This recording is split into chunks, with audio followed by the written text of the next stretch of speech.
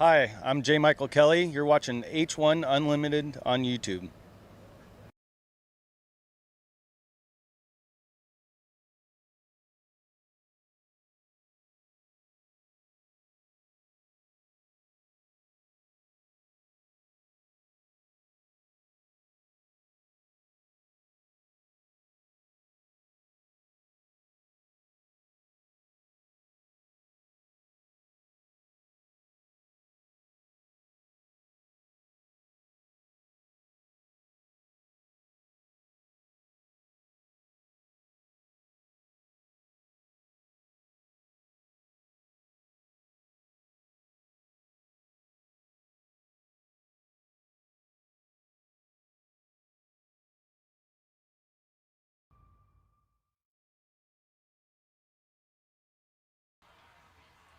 Hello, race fans, and welcome back to the Tri-Cities of Washington and the Columbia River, right over our shoulders. And when I say our shoulders, I'm talking about myself, Brad Luce, and Dustin Eccles. It is just now after 1 o'clock. Our air show is in the books for the day.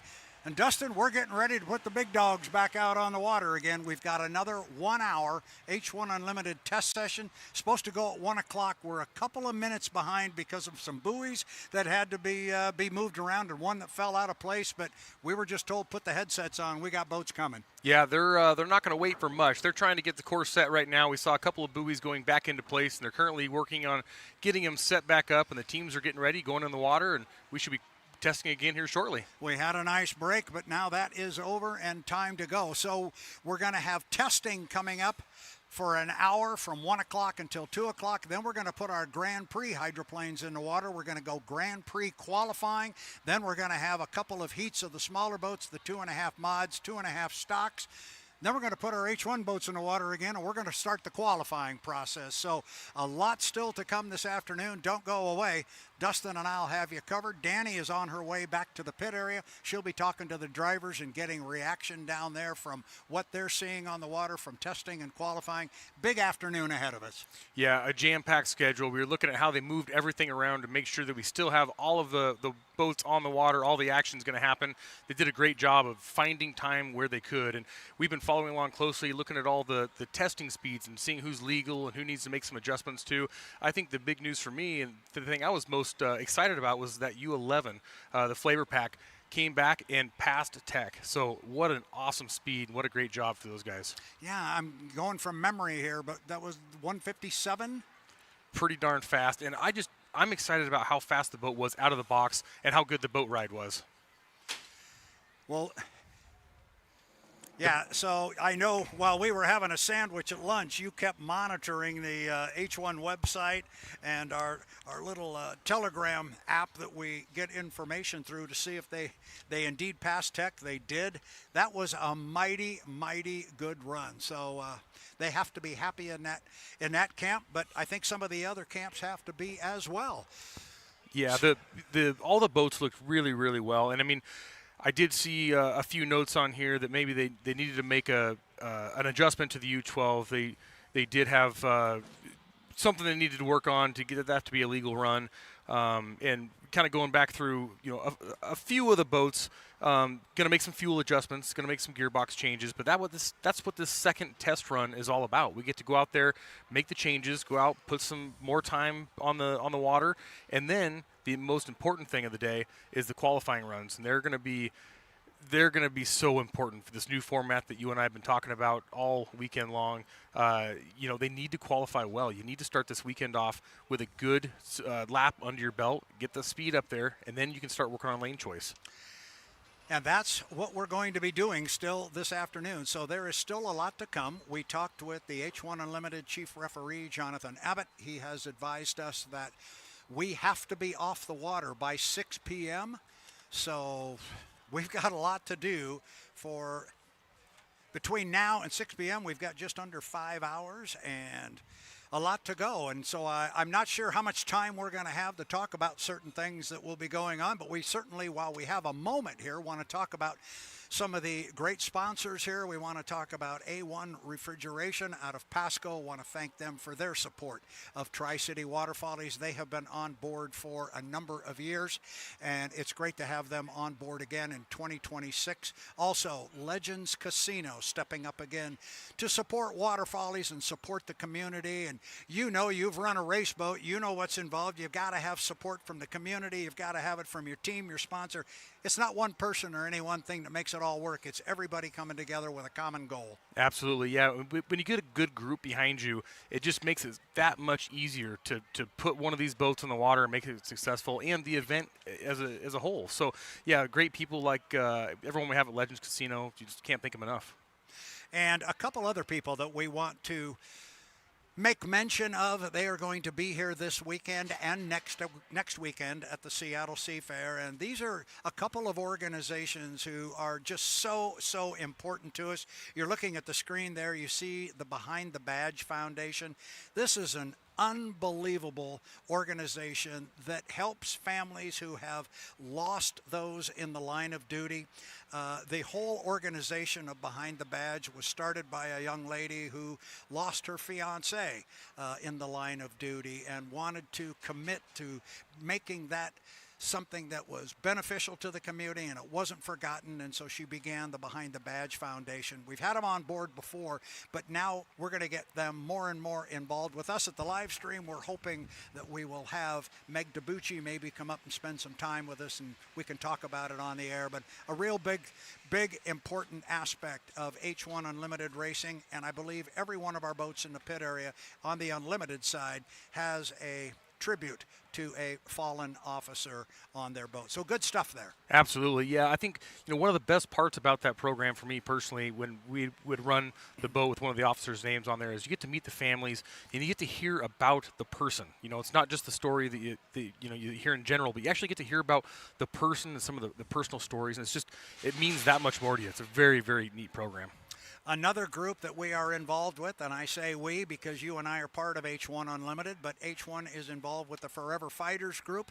I think I'm saying this correctly, that this was an organization that got started here in the Tri-Cities by a young lady who contracted cancer while she was in high school. And it was a very interesting story that I read about how the foundation began. These people hung their heads so low when they had to go get their treatments that it started out, what she started doing was providing flip-flops to the kids as they were getting their treatments. So when their head was down, they'd have some colorful flip-flops that would make them smile when they were staring at the ground. And it has grown and grown from there. And you notice the Forever Fighters logo there on the screen. And there is a method to the madness there. You notice the triangle, because the triangle is such a strong symbol. It is such a strong formation there, and they believe the Forever Fighters are the same way.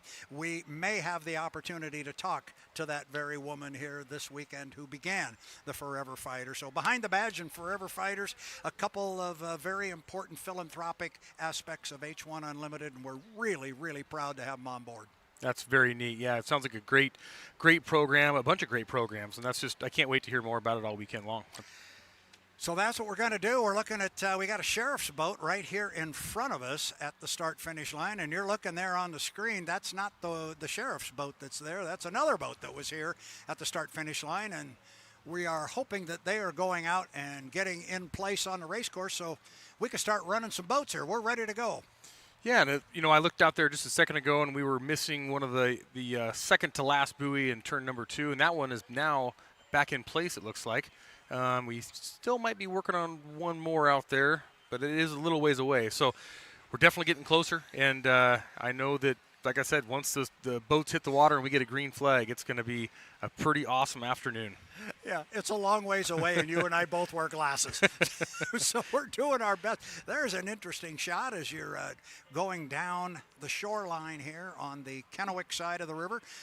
Getting an opportunity to see some of the crowd there, and there you see the pit area, that long dock there on the right. There was a lot of GP boats up at that end of the pit area. Well, and I don't know if H1's ready to come out, but I'm going to say yes. That's 1, 2, 3, 4, 5, 6. We got a 6th boat down there at the end. I think so. Yeah, I think they're ready. That looks like the Royer Miss Madison to me in the very, very end. So, yeah, I mean, there's not a lot of dock space left for anybody else to get in there. That's a great sight. And they can only come out 3 at a time, but I would fully expect, boom, we're going to have 3 coming out here as soon as they give us a green light. That sheriff's boat just peeled away from the dock here in front of us, but we grew another boat, and now that boat is pulling away from us. So I think we're getting close, Dustin. Yeah, they're just picking up a few volunteers and heading out to their spot on the race course to help patrol and keep this race course safe for everyone. So we appreciate everybody putting in the time and the effort to come out here and keep the race course raceable.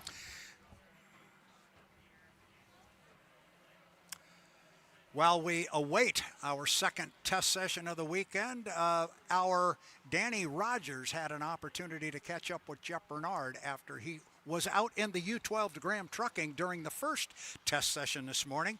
As we await the arrival of our boats on our second test session, let's go to that interview. Danny Rogers with Jeff Bernard. Jeff, first time back in this boat since Seafair last year. What did you learn about how this boat drives here with the weather, the conditions today, and that round of testing? We made a bunch of changes this winter to the bottom of the sponsons, and so far so good. The boat tracked good. We got to tighten up the steering a little bit, but last year we were having a problem with the boat walking, and that seems to have went away. Just got to now start getting more speed. But we're pretty close. We just it's a steering adjustment. We'll look at data and we'll see what we need to do and get back out before the end of the test session. What's your level of excitement getting back in this boat, the first official race weekend for you this season? Pretty excited. We've worked a lot on this boat last year before Tri-Cities, and then had the problems here. Went to Seattle, had a good weekend, and when when they decided not to go to San Diego last year, we got to work and redid the whole bottom of the boat. So it was another long winter that we completed up probably 2 weeks ago, ready for here. So just long time when you're only doing 2 races before you get back in it. So excited to be back here and continue tuning the thing and get the speed up.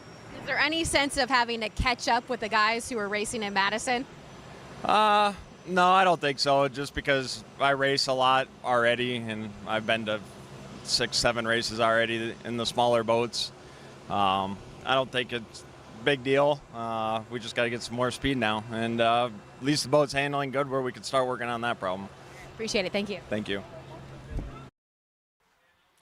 Interesting discussion there with Jeff Bernard. He seemed pretty happy with the boat, but they were just crawl, walk, run is what I like to say, and they're crawling right now, but it sounds like what they saw, what they wanted to check, all checked out correctly for them, so now they can go on to cranking up some speed. And that's about as excited as you're going to hear Jeff Bernard get when talking about stuff like that. But I can promise you he's already thinking about the changes he wants to make. You know, he's talking about what he just went through and what he just witnessed, but he already knows what he has to do to make it faster. You heard him talk about it's handling fine. That's the main thing. But now we need to get some boat speed out of this. So they can change gears. They can change gearboxes. I believe that they actually had a little too much fuel that time, so they're going to have to dial that in a little bit. But yeah, they're going to find out what they need to change to make the adjustments that they need to get this boat to the front. And we were just advised that you are correct up there at the top end of the race course. They're still fiddling around with some buoys up there that have come out of place. And what's happening here, Dustin, I was talking with the officials during the lunch break, is the grass and so forth that we saw quite a bit of it floating down the river that is coming down because of the level of the river being low as it is. And what is happening is the grass is coming down the river, it's getting to the buoy, it's catching on the buoy line, and it's sucking the grass down, and that's pulling the buoys out of place. So they're working on it. They're doing it as quickly as they can. We've got to get this hour's worth of testing in. We're sitting at 1:16 right now. We saw that we had a dock full of boats down there. Jeff Bernard's boat was in the water. We had the camera right above it. So I know we're ready to go. What you just said about, you know, the stuff floating down the river and kind of attaching itself to the buoy lines and then pulling them down the river, that explains a lot, because I was sitting back here, you know, before you said that, thinking we've never had a problem with buoys, dragging the anchors down before. What's different now? But that totally makes sense. So we got the best people in the business out there resetting the course and making sure that everything's attached. So we'll get it dialed in here shortly. Yeah, and I'm surprised. I'm looking at the picture as our fans are, and you're looking down there at the U-21, Gunnar O'Farrell's ride, and I'm not sure if they were given a green light to head away from the dock, but they are not under power right now. There is, I am told, a black flag on the race course, so they can't be out on the water, and it looks like that patrol boat there is going to push them back toward the dock. You will remember when he came out in the first test session, he just limped around the race course. You did a great job explaining what was going on and what was happening, more importantly, what was not happening. Hopefully they have that issue in the rearview mirror, and maybe they can get him back to the dock. We can get a green flag and send him back out. Speaking of Gunnar O'Farrell, he had quite a year since a year ago at the end of May when we had the test session over here. He put the boat in the water, and anybody that was here for the test session 2025 will remember this. He was roaring up the backstretch, boat looking really good there, and then Dustin, unfortunately, you've seen that movie. Yeah, looking good until it wasn't, and that's a pretty helpless feeling, as soon as you lose that horizon. But they did a good job getting it back in action shortly. Yeah, and here he was exactly a year ago at the event here, the Gold Cup in the Tri-Cities, with a good start in one of the preliminary heats, taking a lead, and then over in Seattle, the young man was all smiles, but it all faded in comparison to how 2026 got underway for the young man, as early in May they tied the knot. He and Marina Bartels became a couple, and congratulations to them. He is certainly a good guy to have around. He is. He's a great guy. And he's a really good person. When you talk to him, he's willing to help everyone out. He's got a good attitude, and Gunnar races smaller boats, the 2.5 mods also, and he's had a hard time with those things. And even when they go out there and hurt the thing, he's still got a smile on his face, and he's still willing to jump off and shake hands with all the kids and talk with everybody. So a great person. I'm really glad he's involved in the sport, and I expect some really big things out of him. Yeah, he can handle his boat. I mean, if you're driving an unlimited, you can drive. I mean, there's only so many of these seats available. Right now there's 9 of them. And so these are the 9 best hydroplane drivers on the planet. And he's one of them. He's in that group, and he's just a delightful young man. And we hope they get the boat up and running. And, when you're a driver of an unlimited hydroplane, a lot of the old timers will say it's not if, it's when you're going to crash. And once you get that first one, out of the way, it kind of, it seeds into you of, hey, I kind of know the feeling now of when this thing's getting out of shape. And Gunnar was the first one to come back and say, hey, I made a mistake. I should have seen this. I should have done that. I bet you he learned more in those 3 seconds of airtime than, you could possibly think about learning, in heat racing. So he's going to be better for it. It sucks. It was great the boat didn't get tore up, and the boat is really fast right now, and they just keep getting better and better. So that's just part of learning, and he's doing a great job of just putting that boat in good situations, being a smart driver, and making good starts. And you saw in the highlight, he nailed his start. He's in lane 3, and he nailed it on the outside, and he kept everybody honest inside of him. Well, clearly what is going on here is they got the rescue sled over to the boat, and I thought maybe they were going to bring him back to the dock, and they did not. He is clearly nowhere near the pit area. It appears like what they did was keep him from drifting underneath the bridge, which you can't have a boat on the other side of the bridge, and make sure he stays away from the piling of the bridge. But they've got him out there, and clearly they're just holding him in place, and I'm sure if we open the course, they will knock off that rescue sled from behind it, give him a green light, and say go. And now, I haven't seen a shot from head on, but are we sure that Gunnar hasn't just slipped through the trap door and went for a quick swim, and he's going to put his stuff back on? He just cooled down, because that's something I could see him doing with the locks blowing in the breeze, just having a great time out there. If anybody would do it, he would be the guy to make that happen. Got to be getting a little toasty in there, however.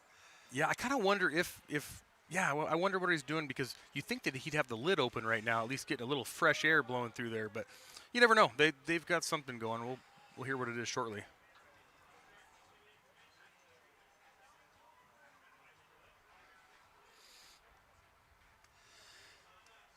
So while we await a green flag on the race course, and we've still got a couple of rescue sleds up at the top end of the course fiddling around with a couple buoys up there. So clearly that is our issue.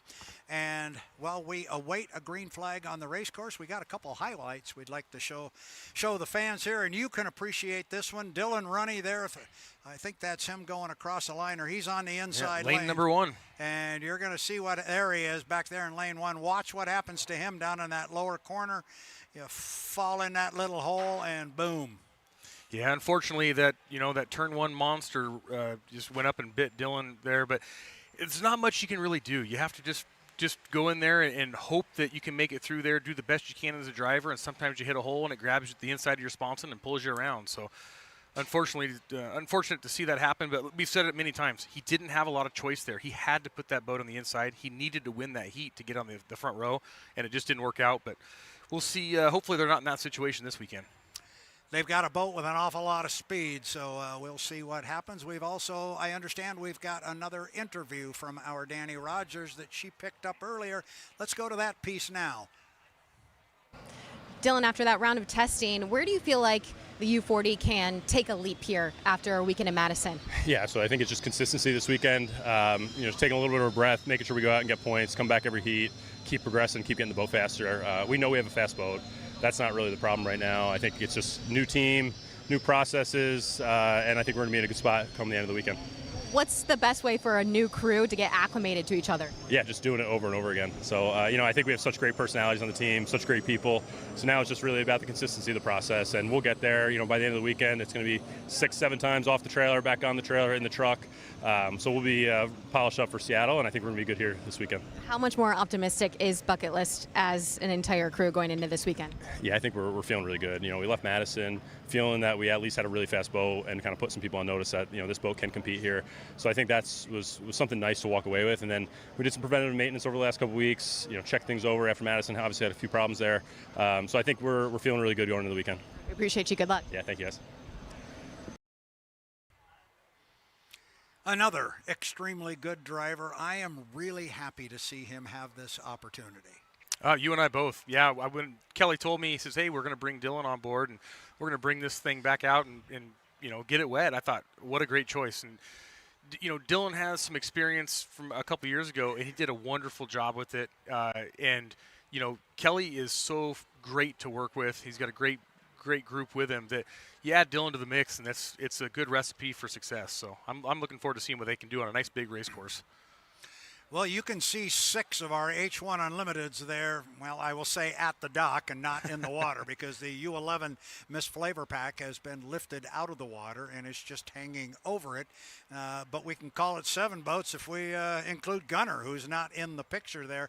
And clearly BWR Racing is anxious to get the 27 and the 1 out on the water. Both of them are already pointed out toward the center of the river. They're in their final heat position, it looks like, pointed straight out and going for that inside back when we fought for lane. So, yeah, I think everyone is just eager to get out there. And you can see Jeff Bernard kind of all by himself there in the middle. He has the most to learn right now. He needs some seat time in that boat, and they just want to try out some different scenarios. You talk about they're in their final heat mode there, pointed out toward the center of the river. That is my favorite moment of the Columbia Cup every year. And I used to be on top of that pit tower down there that you know well from a year ago. And they would let go of the bow of the boat, and they would just kind of swing with the current. And pretty soon you had all 6 boats pointed out toward the center of the river. And they'd get to the 5-minute mark, and then it was Katie bar the door, let's go. It was fun. Yeah, the starting procedure on these, you got to, really start them a few seconds earlier than it takes to get out on the water. So this is one of those places where you start spooling these things up with about 15 seconds before the 5-minute gun, and the feeling in your stomach, it just kind of takes over everything. And then once you finally feel that turbine engine light up and pull you away under its own power away from the dock, all those worries and all the butterflies go away, and then you're just in race mode. It's pretty cool. For a guy like you, I don't think that would be me. I mean, it sounds great, but I Not for this guy. I'll sit here and enjoy my cushy chair up here in our air-conditioned studio. Well, I'm going to tell you, there's no complaints out of me right now either. This is a pretty nice spot. This is a very nice spot. You and I are very, very lucky. Want to remind everybody you are listening to and watching H1 Unlimited's live stream coverage of the 2026 Apollo Columbia Cup. We want to say hello again one more time to all our fans here along the shoreline listening to us on the PA. We've got a little bigger audience than we normally have. We're very excited to be on the PA system here at the park, and we are going to be on all weekend bringing you all the action. So, yeah, we're looking at some buoys on the screen there still being put in place. We know the H1 teams and boats are ready.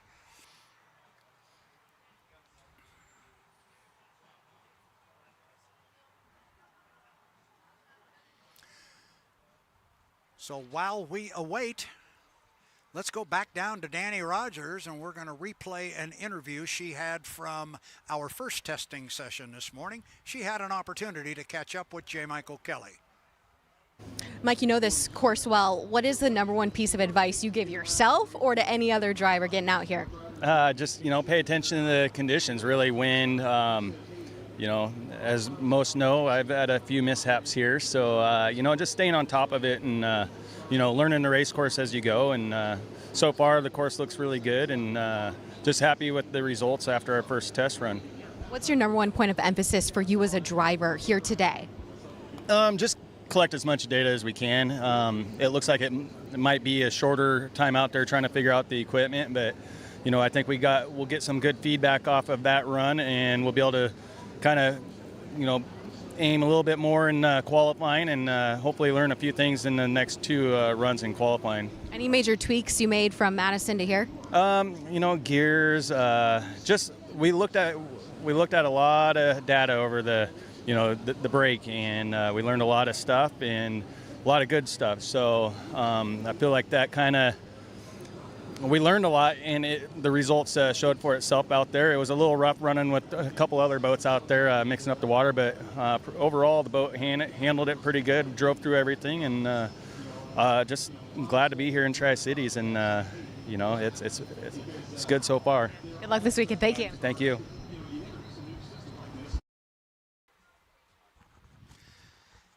Good interview with J. Michael Kelly after his first run this morning. And as I was watching that interview and listening to it, I'd like to ask you to expand on every time we talk to these drivers, and you've said it to me at least 4 or 5 times today already, it's all about data. We got a lot of data. We got the data from that run. We'll go get the data out of the truck and sit in the trailer. And what are they looking at specifically? Give us a little deeper look. Well, there's so much technology that goes into these boats that, the driver can give you their feedback and say, this is what I feel, this is what I think it's doing. But really, they don't have the best seat in the house, because the crew chief and some of the crew members can go back into the trailer and they can download everything from the run. So there's potentiometers. Basically, they can tell you how much, if they ever lifted off the throttle, how much wing they used.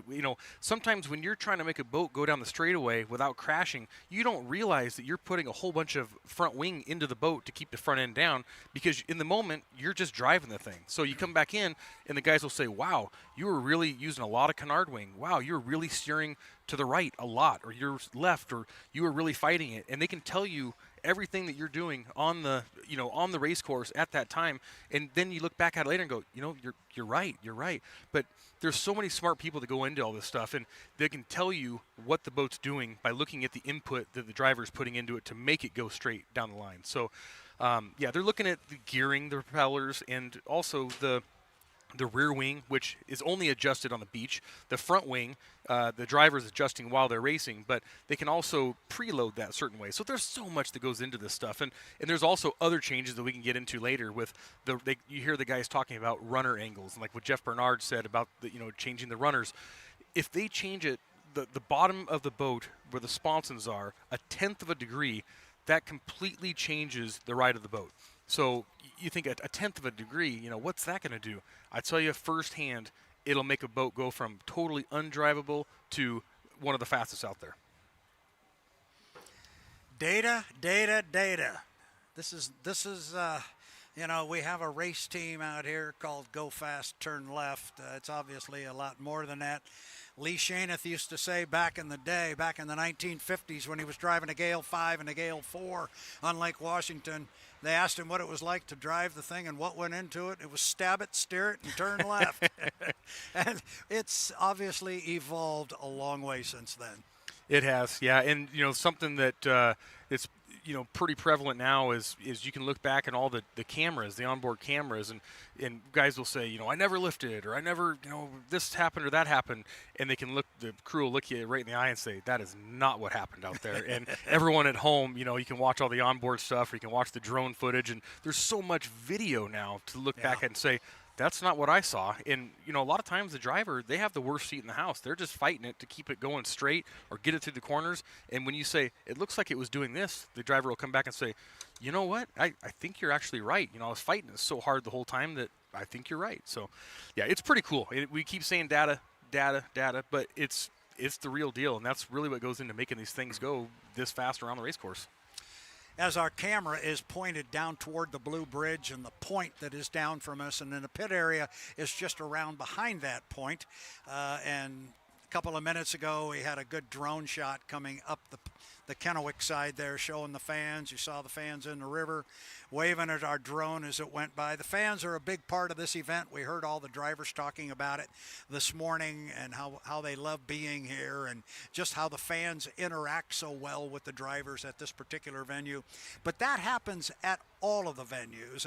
And you guys as drivers, and I put you in there because you drove for enough years, you got fans across the country. Lord knows that orange boat has a big fan base, and you were a big part of that. We thought we'd go back now. We have an opportunity to take a look at one of our drivers' biggest fans before the Gold Cup final. Let's run that piece of video.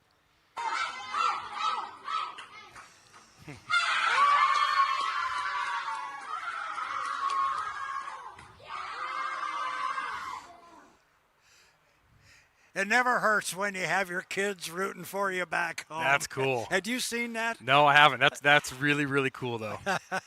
Yeah, it was Jimmy Shane and Jimmy's kids. A quick shout out to Bianca for that. Thank you for sharing that and letting us put it out here. No, that's great. I mean, as a dad, and you see that your kids are, they're proud of their dad. I mean, there's no better compliment. So that's really cool for Jimmy. And he's doing such a great job that it's pretty easy to sit back and say, well done. And both those boys should be very, very proud of him. He's doing a great job. Well, and those two boys, I have to add this part to all of that as we await a green flag on the race course. I have to add that those kids are extremely intelligent because at one point they were watching the H1 live stream video, and you and I came on the screen, and I think it was Hudson that jumped up and said, wow, there's Dustin Eccles and Brad Pitt. Close. Suddenly I was compared to Brad Pitt. I think I milked that one with the wife for about 2 weeks. And both of those boys are great young racers in their own right. So it's pretty cool to watch, them evolve up through the classes, and they've been racing J stocks, and they're doing a great job. And it's just so cool. I mean, you talk about a family sport and seeing all the families on the beach and supporting each other, but families that race together stay together. So that's really cool to see the boys supporting Jimmy, and I see Jimmy at their races also. So. Well, and as you know, you have a family, wife, and kids, and all that good stuff. And we just saw Jimmy's fan base there with his kids, and they love to watch him race. They're not the only ones. Jimmy's not the only one down there with a family. Let's take a look now at J. Michael Kelly and his family.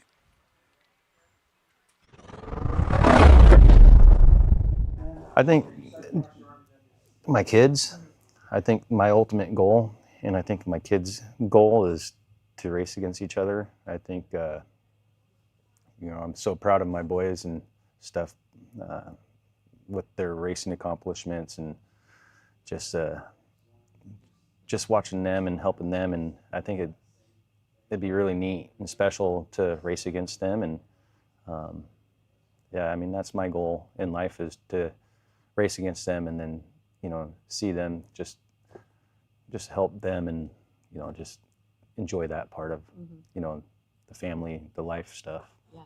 I mean, I'm not ready to quit racing. So if I'm beating him, I'm going to keep going. If he's beating me, then I'm like, all right, it's time for me to hang it up. But no, I love driving an unlimited hydroplane, and I feel like I still got a lot of years left in me, and hopefully I am kicking my kid's butt. So we'll see. We'll see when the time comes if it does. I mean, you know, like, I'm a competitor. I want to win just as bad as anybody else. So I mean, if you're not nervous, I mean, like, yeah, every final, like, I mean, it's hard. It's like, it's very stressful, and you know, you got to put it's hard. You got to put yourself in the right position, and sometimes have to man up, and you know, and just you know, so yeah, it can be, the nerves are out the roof sometimes. Yeah. Well, that was a different side of looking at the family, and you've got family members that drive. Could you imagine racing Finn, getting on the course with her? She has been trying to get me in a boat against her for a long time, but no, she's ruthless. So I like it sitting up here, and I'll just coach her along the best I can. We were told when this was done, yes, we've got boats away from the dock. We were told we were coming back to a green flag, and we do have a green flag on the race course. First boat away from the dock is the U1 BWR Racing, driven by Andrew Tate, our defending national high points champion. He wouldn't have to look very far to find his teammate in the U27, the Miss Apollo. Jimmy Shane's right behind him. Dustin, here we go. This is what we've been waiting for. Here we go, and you could tell they were pointed out to the river, you know, 10 minutes ago, ready to go with their itchy finger on the starter button. So, and who do we got right behind Jimmy Shane? I think that's Gunnar. So he was able to get up on plane a heck of a lot better this time, and the boat doesn't look that bad heading up the back straightaway. Yeah, I think that's him. And as we get in the sun, you're the guy with the better eyes on the color. But I think that's who it was. But you are looking at Andrew Tate coming off the top end of the race course. Water conditions right now, again, remain absolutely beautiful. Yeah, this is perfect, absolutely perfect. No wind, beautiful water. I mean, the best you could ask for. And 3 unbelievably fast unlimited hydroplanes on the water for the morning, the test session here. I mean, this is great. I got to ask you a question, because I know you're kind of new to this whole broadcast thing, but we've been sitting here talking, looking out over the race course and waiting to get boats on the water. As soon as we get a boat on the water, you have to stand up. Why is that? Yeah, it's hard to sit down. You know, I get excited. Even when we were watching the video and there was an engine running in the background, I started looking around like, am I missing something? I can hear a turbine running in the background. But yeah, you hear these things out on the course and the water pounding the sponsons. It's exciting. I have to stand up. I can't sit down. I can't. I've never been able to either. This is awesome. So you're looking at the boat that was christened in 2018. Boy, look at Jimmy. Jimmy's behind Andrew Tate there, and the way he's going right now, he's going to pull up alongside him, but it's going to be a bit until he gets there. Jimmy Shane is hammering into the top end of the race course. There he comes on the right side of the screen, and he is inside Andrew. They're going to come off the top end together, but I think it's Jimmy that's got boat speed. See if Andrew wants to put the foot down and play with him a little bit. This will get the blood pumping. Yeah, there's a good photo op for you. Both BWR boats, Shane on the inside, Tate on the outside, and they are moving, flat out moving. Whoa, that looked like final heat in the Gold Cup here just a couple weeks ago. Look at that drone shot. A couple of boats just painted together down there at the bottom end, and they are sticking tight with each other. Shane on the inside, Tate right with him on the outside, getting an opportunity to measure himself a little bit. You're looking at one boat out there, but trust me, there are 2. And you know they're teammates, but they both want to win just as bad. So you can tell right now they're going to size each other up. Let's see who's got more top end. Let's see who's got the punch out of the corners and where we need to be, because they both want to win this race. Well, this is a little bit of fun here. Jimmy to the top end of the race course. He's opened up a little bit on teammate, as you call it, Andrew Tate, but that's a word that Andrew Tate doesn't particularly care for. He says, yeah, we both drive for Bruce Rashford, but we're not teammates on the water. Jimmy Shane looking real strong as he flies. The 2026 APBA Gold Cup champion across start-finish line with Andrew Tate right behind him in the rearview mirror. Yeah, Tate not giving up much, you know, being that wide. He's in lane 2 or 3 right now, and I don't know what gears, what setup they have in it, but he can see right now if he has anything to stay with Shane, you know, from the outside. That boat looks very respectable, even running that wide. We do have a third boat on the race course, but everybody's paying a whole lot of attention to Gunnar, but the boat looks real good, especially considering his first run this morning when he couldn't get it up on plane and get it running. And I don't know about you, but I don't hear any compressor stalling from him right now. It sounds great. It sounds smooth, and he looks happy with it. He's got his foot into it, and he's going really nice. Man, this U-27 Apollo, I know they're not racing, but I'm telling you, look at the lap speed, $160 for Shane. That thing is, wow, it's impressive. And how it comes off the corner. If you watch how it actually comes off the corner, the exit pin, you know, he'll turn it sharp. He stays keeping it turned. As soon as he straightens it out, it accelerates so hard. It's incredible. So if you're Andrew Tate, they're going to slow these things down now, and eventually they're going to head back to the dock. So does Tate go up to Jimmy Shane after that and say, yeah, you ran pretty good. I had lots left. I thought you were going to say, does he trip him walking down the dock or something? Well, he might do that too. Yeah, you know, I don't know if you're going to tell everybody, you know, if you did put your foot all the way to the floor, if you're going to hold back a little bit, but we keep talking about that data stuff, and, you know, they share a lot of stuff back and forth, so it's going to be hard to lie, but both of these drivers are kind of sizing each other up as they go. Nice shot there of Andrew heading down turn number 2, and Gunnar just heading right out in front of us here. The boat looks perfect. He's having a really nice ride. U1 always has a good boat ride. Man. Jimmy's still holding it in lane number 1 right now. Looks like he's going to get another timing run coming down for the start. You know, every time they make a change, whether it's gearbox, propellers, fuel, that's going to change his timing runs. So you might see him do the same run time after time after time. But if they go out and make this thing, you know, a mile an hour faster, you know, for lap speed, it might take a quarter of a second off of his timing marks from the exit to the start finish line. So he needs to keep doing that. Wow, that was fun. And we know we've got more boats at the dock ready to come out. Yeah, these guys are still using up their time. They want to, you can tell right now, Tate still has something up his sleeve. He wants to learn something else. You don't win this thing on 1:30 on Friday. No, exactly. And if he wasn't at least partially happy with that setup, he would have raced back into the pits and done something. Right there, you see him slide way to the outside. Now he's going to go for a lane 5 timing run down the front straightaway here. What a shot. Giving the fans a good look at BWR Racing. You won the defending national high points champion, Andrew Tate. And I know you're colorblind and I can't see that far, but that is the U12 Graham Trucking onto the course now. Is that correct? I think that's correct. Yes, it is correct, because now our fans are going, well, there yeah, you go. guys, we can see that. Our fans watching on the H1 Unlimited YouTube channel can see it. Our fans with good eyesight here along the shoreline, they can see it. They're going to come up and ask us if we need spotters. Man, I think Mr. Shane's got himself a new friend in that hall. Yeah, that's just a beautiful, beautiful boat. And here comes Jeff Bernard now off the top end of the race course. They had not sure if it was a fuel flow issue or a N2 issue in the first time out, but that's not a big deal. They're still learning this hole and getting everything dialed in, and they're going to keep making changes. So hopefully we can see some good speeds out of Jeff. And he said the boat is handling great. He just wants to see the mile an hour keep going up, and he's comfortable in it. So they're going to definitely put a few miles an hour in between their first run and this run, hopefully. I guess no technical data from the first run. Every time these boats come back into the pits, they have a black box and they get removed into the tech trailer, and they download everything, make sure it's a legal run. And unfortunately, you know, if there is no data, if something happened, then the run doesn't count either. So it could be anything, or they just weren't looking at data. So hopefully they'll get some good information off of this run. Tom Anderson, the crew chief on this one, he'll make sure they'll make the proper decisions and get anything they need straightened out.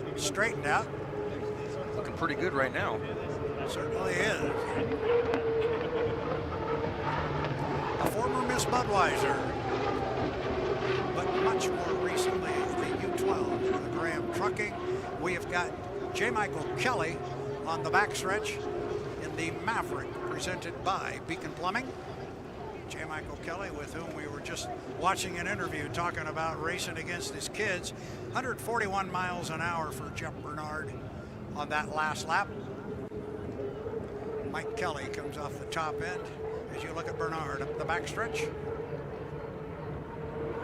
One thing with the Graham trucking boat, Jeff Bernard, what he said earlier, is they're trying to make it less reactive off the wave. So every time the sponsons hit the water, they're trying to make it not bounce up like it did in previous years. And it looks like a lot better boat ride to me. We'll have to see what Jeff thinks, but trying to make it less reactive, that's more stable, and that equates to faster lap times. You got to look at J. Michael Kelly from the drone coming down the front straightaway. Now it's Jeff Bernard's turn as he puts another one in the book. He had that first lap at 141.7. See if he was able to jump it up a little bit. And like that, we've had another boat sneak out on the race course here.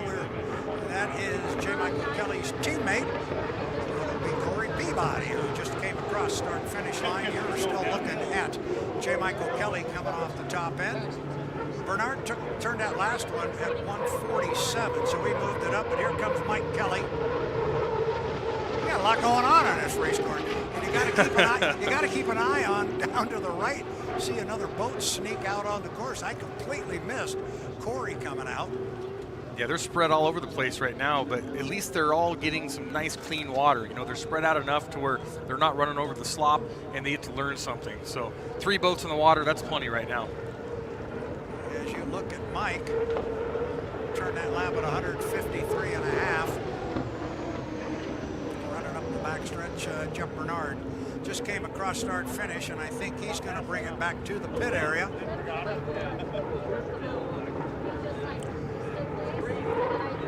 You're looking at J. Michael Kelly in the Maverick, presented by Beacon Plumbing. Here he comes off the top end of the race course. He's got something beyond 153 under the bottom, flying the boat good. He's got it up out of the water and dancing, Dustin. Looks like a nice boat ride to me. It does. It looks gorgeous. I was just kind of listening. It's hard to hear through the headphones, but I noticed a slightly different tone to Corey's boat when he went by. Maybe this next time by, and maybe the fans at home can hear it. It just sounds like more of a whine. Not sure if it's like a gearbox or something, and maybe it's just whatever gears they're running in there, but definitely something different with it. Kind of curious to see what they have going. Now's when we have to keep an eye to the right side down toward the bridge, because we've got just 2 boats on the water right now. Both strong boats are out. And you are looking at Corey up at the top end. Yeah. Some great looking drone shots. Just love the looks of that boat as he exits the turn. Beautiful turn spray. Coming right down the front straightaway, right at you. Turned his first lap at 150 miles an hour, almost 150 dead even.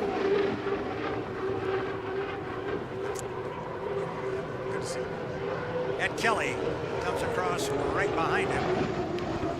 Both of those setups look absolutely perfect. You know, we talk about qualifying speed, and we talk about, you know, raceable boats. Both of those look very raceable. So I'm kind of curious on what they're going to do differently between the qualifying times. And right now they want to make sure, obviously, they're legal for heat races, but coming up here very, very shortly, they want to run flat out fast. Kelly turned a quick lap at 154.7. Boy, talk about close. Peabody's quick one, 154.7. Talk about being just a tick apart. See if Corey picks it up a notch here. And JMK has headed back toward the Neil F. Lamson pit area, so right now it is home. Corey Peabody in the Tahoe Mist, presented by Beacon Plumbing. Good looking race boat there. You see the Beacon Plumbing added on to the chine on the back of the boat. I just love those colors. You know, it's just it's totally different. I love the old Tahoe Mist from the past, and they did a great job of replicating those colors on this current boat. It looks just wonderful. And I got good news for you. A boat you were pretty excited about here earlier this morning is out on the race course. That would be the U11 Miss FLAV-R-PAC and Jamie Nilsen. They turned a lap at 157 this morning, and it was good. It passed tech. They've got to be happy with that. It looked great. I mean, I was just so impressed with how. Oh man, look at that corner. You can't see it on the on the screen right now, but Peabody really laying it down now at the exit of 2. He's going to flat-foot it down the front straightaway, and let's see what this lap comes out. This might be a really good one. But going back to the 11, Brad, like you said, I mean, the boat ride looks so good. It looked perfect. And when that speed came back as fast, I was one of the happiest guys up here. Just so proud of those guys for working that hard and getting results. We turned it at 154.9. Corey Peabody. Now we're watching Jamie Nilsen in the U11 of Miss FLAV-R-PAC. Running this weekend in support of the Ronald McDonald House of Western Washington and Alaska. FLAV-R-PAC corporate headquarters right across the river from us, over up against Highway 182. Beautiful new facility they've got over there. I'm gonna try and say this right, and I'm sure I'll get corrected and then we will say it right, but FLAV-R-PAC, where they like to say they provide their fruits and vegetables from seed to fork. That sounds... Not farm to table. We're going a little earlier and a little later. I like that. They're going from seed to fork. Yeah, I'm really impressed with Jamie's line right now. I mean, look at him on the up pedal. You see the boat getting loose. Yep. He's getting all that acceleration that he can out of it, and he didn't give up a foot off of those buoys. I mean, he was right there, and he doesn't have the best water right now. You know, he's running this after 3 other boats just ran and made this course really sloppy. So, you know, he can go faster when they're qualifying, but they're running great. They should be really happy for themselves. With a 154. See what he does this time, coming off the corner. Jamie Nilsen. And that is so competitive. It doesn't really translate, but if you're a couple miles an hour slower with a very raceable boat that can go out there and run with these guys, you can win. I mean, that's what it takes to win. It's not all about, you know, the top speed, the top everything. This is a boat right now that Jamie can go out there and actually compete for a win here, not just start and finish. That's great to see. Yeah, he was rolling by the time he got up to the top end. Had a great looking corner, picks up the right side, sets it back down. As Dustin says, he's flying the front end, enjoying all that acceleration, hangs that right sponson a little bit. And I'm going on a limb and say he did a little bit, 155. I was going to say, yep, that I might have guessed a little more than that, but a $155. You know, Jamie's an old outboarder, and on the outboards, you're either on your stomach with the hand throttle in your left hand and the steering wheel in your right, or you're on your hands and knees. And I could almost see him in there just with his left hand on the throttle and pulling back on the wheel, trying to get every little bit out of it. So he's a cagey driver. He knows how to get every little bit of speed out of that boat, and it's good to see him actually have a boat right now that can go out there and run this fast. And he did the same thing after he crossed the line last time that he did in the first test session. He cut the course on the GP course at the lower end of the race course, so I'm assuming he's playing a little timing stuff here. Yeah, and you'll notice a lot of drivers will do that, you know, in the heat races. And what they're trying to do is they're trying to keep the rough water out of turn number 1. So if they have the inside, you know, lanes 1 or 2, they don't want to make it rough. Jamie's doing a good timing run here. He saw him, he went slow to the exit, he stood on it, you can hear the RPMs go up, and now he's going to see how fast he can accelerate to the start-finish line. But you don't want to go down through turn number 1 and junk up the water, because then when you come around and make your start, that water is still sitting down there waiting for you and say, hey, remember 30 seconds ago when you were just down here? Yeah, I'm still here too. So if in a perfect world, if you had the inside, you'd say, hey, to all the boats out there, nobody go down in turn 1. You know, but if you're on the outside, you're said, no way, I'm going to do laps around there. Everybody go down there. Now we got Dylan Runne in the bucket list, U40 out on the course. A very, very fast race boat. He's going to have the course to himself for right now, Brad. He sure is. He's going to have about 5 minutes here, and then I think they're going to shut down this test session. But we've had everybody come out and run. 1, 2, 3, 4, 5, 6, 7. He would make 8. Who didn't get out? Oh, we didn't see Royer Miss Madison on the race course. But here comes Dylan Runne, U40 bucket list racing.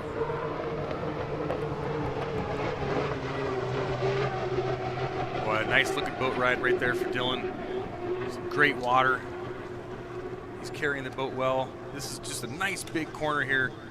A lot of boat speed into there. He's tight on the pins, doing a great job.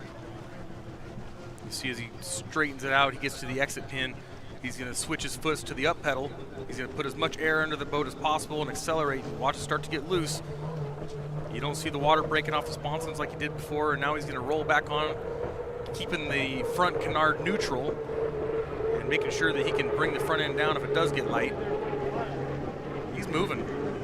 Yes, he is. Now, can he translate all that top end speed into a nice smooth corner? Looks good to me. Yeah, really nice. Little wide, but I don't know what gear propeller they have in there. He's keeping the boat speed up. I didn't hear the RPMs change much, so nice job. Dylan Runne, young man out of Red Bank, New Jersey. He's still on it. He's going to lay another one down here for us, putting on a fan for the show for the fans on the beach. Born in Red Bank, New Jersey, currently resides in Rumson, New Jersey. Boy, that thing's accelerating pretty nice off the hole too. I mean, the tone of the engine is not really changing much, and that's a good setup. 156.133. Wow. Man. He hangs it just a little bit before he entered that corner. The left sponson came up, he settled it back down, and he is, again, nice turn and beautiful acceleration. They've got a good setup. This thing's gonna be fast. Dylan Runne, U40 bucket list racing. I can almost see Kelly right now. He's giving his mustache a rub, and he points out at the water, and he said, "That's how you do it, mister." 158.8. How about that? That's a nice run. Especially compared to that character name. What's his name? Tate. Now, Tate, granted, this is just testing, and Tate was running on the outside of Jimmy Shane and all that good stuff. But if we that's okay. If we go back a few weeks, Brad, and look at this, the 40 had a lot of problems in Madison. The 11 had a lot of problems in Madison.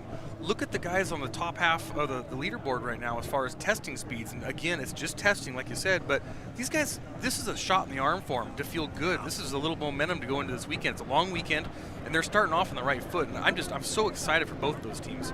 Well, as you were talking earlier, we were talking about some of the faux pas perhaps that we saw in some of the start procedures back there, and there was probably some interesting discussions amongst teammates and drivers and so forth. I'm sure there were some heavy discussions with some of these teams, and they want to come out here, and especially the two boats you're talking about, Dylan Runne and Jamie Nilsen, these two guys, they want to come out and have a good showing this weekend, and both teams appear to be off to a very good start toward that end. Yeah, exactly. And, it's unfortunate with a long weekend like this, and you have something that goes wrong, and you put yourself in a hole. And then you keep working hard, and you keep going the wrong way, and you keep making little problems here, little mistakes, and then by the end of the weekend, you're deep in this hole, and you can't even see the light of day on the outside, and there's not much you can do. But this weekend, it's a clean slate. Everyone's starting from scratch, and both of those teams know how to race boats as good as anyone else. So we just knew they needed a fresh start. Now they're not starting behind, they're starting on a level playing field, and let's see what they can do. And the other good piece to that puzzle was that those two teams that we were talking about there, the U40 Bucket List Racing, the U11 Miss FLAV-R-PAC, both of those teams came out of Madison, Indiana, basically with intact race boats. And as long as your boat is intact, you can work on making the boat go faster. You're not spending your time trying to fix something that you broke. You can focus on what you really want to focus on, which is going faster. And holy smoke, GPA qualifying is on deck, and I think we've got some. Grand Prix America boats in the water. 1, 2, 3, 4, 5, 6 at the upper dock. 7, 8 down below. I know there's at least one of those two. I think that's just one GP down there in the lower dock. But I'd say Grand Prix's ready to come out. They are ready. Yeah, we're gonna have some great qualifying times. If they run anything like they did in the test session earlier, it's going to be pretty impressive. I mean, we know the 35 is fast, and we know that some of these other boats are capable of being fast. John Shaw obviously is very fast, but I was surprised, the GP17, Austin Eckert, he looked fantastic. That's the best I've heard that engine run in recent memory, and I mean, it was super fast. So that's great. Josh Harnack in the GP88, they looked incredible. So as long as they can run like they did earlier, the speeds are going to be really, really impressive. Now the fans are going to see something quite different in this qualifying session, Grand Prix versus H1 Unlimited. They've got to come out, or they get to come out and run a couple laps, and they'll take the fastest of the 2 laps, but the first lap's usually just that warm-up lap. Yeah, unfortunately, I mean, the lap does count, but it's not worth hurting an engine on because they only really need to go out and run 1 hard lap. You really need most of the lap to get the oil temperature up. You make these engines live. You're asking an awful lot of a big block Chevrolet to go out here and run 8,000 RPMs for, you know, a mile and 2/3 wide open. It's really, really hard on them. So you'll run 1 hard lap, and you know, that's really all you need. And I was corrected earlier. Josh Harnack's engine builder is Ned LaRoe out of Atoll, Idaho, and you know, that thing sounded incredible. So we have Ed Trehe and building some of these engines, and it's great to see these engine builders making these things live. It's impressive. I forgot to tell you that part of the broadcast thing. You make a mistake, you'll find out about it very quickly. Yeah, no, I've got some great friends at home that are very eager to correct me, and I'm you know, I gladly accept it. So that's great. There you go. I do as well. It's part of the shtick. It's part of the fun. So I think it's going to happen very quickly, and I think the busiest people in eastern Washington right now might be crane operators down in the Neil F. Lamson pit area. You bet. Because they got all of those H1 boats into the water, and they got all of them out of the water, and at the same time we're able to get all of the Grand Prix boats in the water, or at least 7 of the 8. So what we do not have here, and maybe we will get it, what we do not have here is a qualifying order, unless you have it, Mr. Eccles. I don't have a qualifying order for Grand Prix. And he's thinking maybe he does. Oh, is that the qualifying order? Well, just like Ask that, and you shall I receive. Stand corrected. See, holy cow. And this is why we went and found Mr. Eccles and said, please come to work with Mr. Luce, straighten him out once in a while. Good stuff. So first up, talking about Josh Harnack in the 88. He is the first boat on the ladder. So we will await his arrival. And Josh ran this boat last year, but I believe that Bob Shelhay still owned it. They purchased it in this off season and did some changes and kind of made it their own. It still has some familiar yellow on it, but their boats in the past have always been red, beautiful Mr. Jiggs red, and so they incorporated some of their own color in there, and it looks great in the water. So excited to see what they can do. Oh, and the qualifying order is changed from what they gave us a little bit ago. But so the first up is going to be the GP5 with Chris Grant. The GP88 is going to be second. Third is going to be the GP235, Brent Hall. The GP17 is going to be fourth. The GP15 is going to be fifth. The GP135 with John Shaw is going to be sixth. And the GP10, the Freak, is going to be seventh. And last but not least, the GP35 in Brandon Kennedy. Proof that somebody must be listening to us because they heard us talking about the order, and thank you, young man, for straightening us out.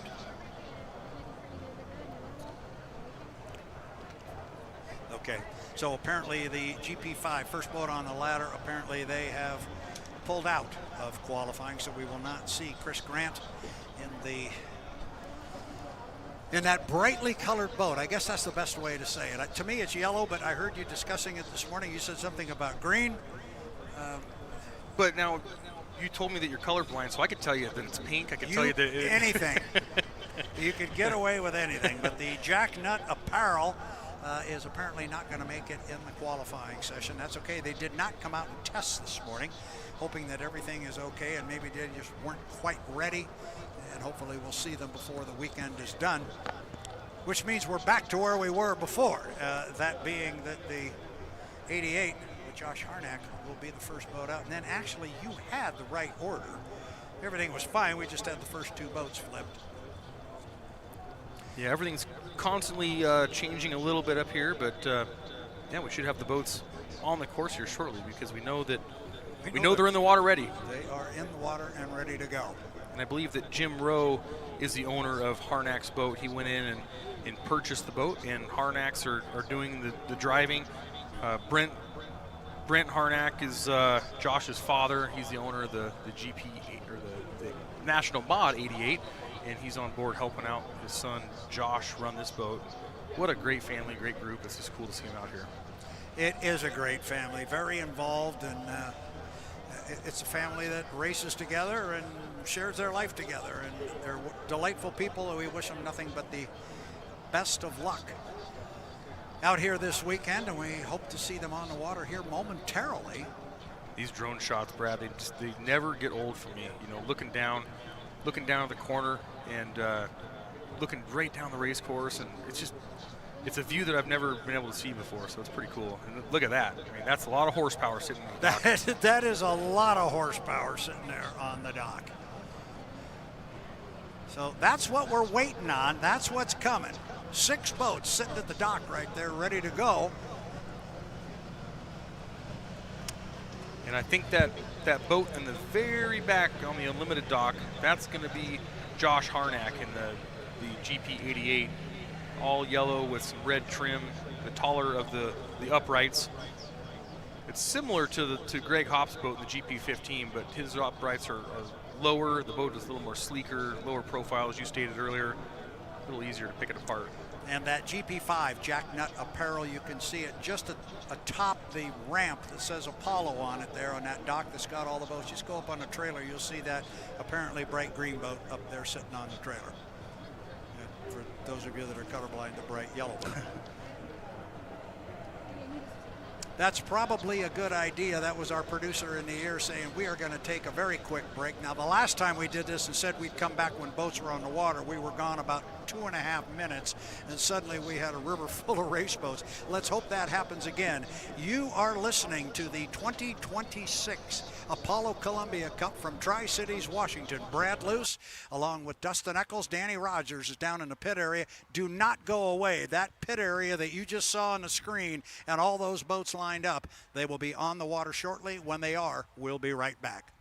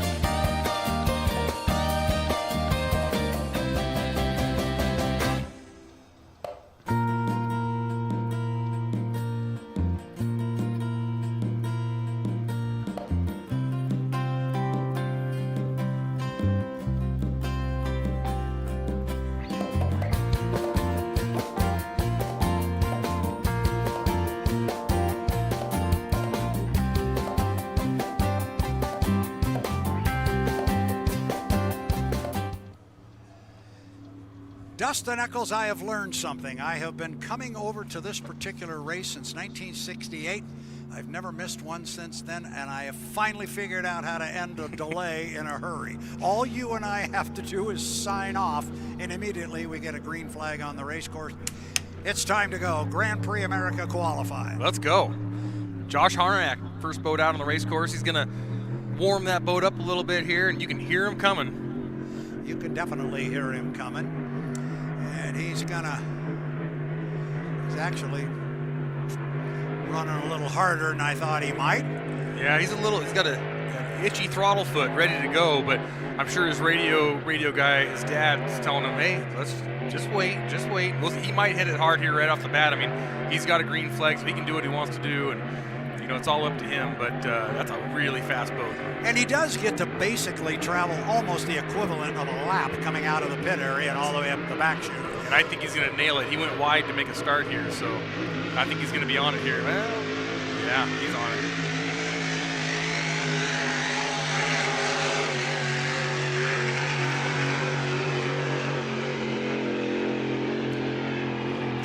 Josh Harnack in the GP88 Lulu's Craft Bar and Kitchen. A restaurant that's just up the creek here a little bit in Richland, down at the Port of Richland by the Richland Yacht Club. Josh is on the clock right now. He'll get 2 laps. They'll take the fastest of the 2 and count it as his qualification attempt. And this is important, very similar to H1 Unlimited. This qualifying will determine their lanes and their draw, if you will, for their first heats of competition. Yeah, absolutely. And I'm a little curious on what Josh's strategy is here. He's pretty wide on the race course. This being such a big race course already, he really wants to be on the buoy line to try to get, lose every second he can off these lap times. So we'll see if he tightens it up here on this last lap. There he goes. Now he's on the buoys. Yeah, he's on it. You hear him bouncing off the rev limiter here as he exits the corner down the back straightaway. They're upwards of 8,000, 8,400 RPMs with a big block Chevrolet. You're asking an awful lot out of these things. How about that shot? I know you liked it when we had it during the test session out here. Boat coming right in your lap. Those of you watching on the H1 Unlimited YouTube channel, they were coming right into your office, right into your living room. But there's nothing like being here in person on the banks of the Columbia River. Oh, and he's gonna. And there's that story of asking an awful lot out of a big V8 doing that many RPMs for that long, and why you want to warm them up. But hopefully it's nothing. Nothing major. He pulls to the outside here, gets out of the way so the next boat can have a clean race course and go. And the way that it popped like that, I don't see any smoke, any oil. Hopefully it's just something simple. Yeah, tough break for Josh Harnack in the GP88.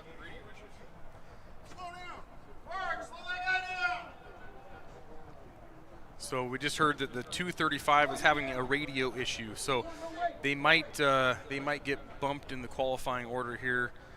The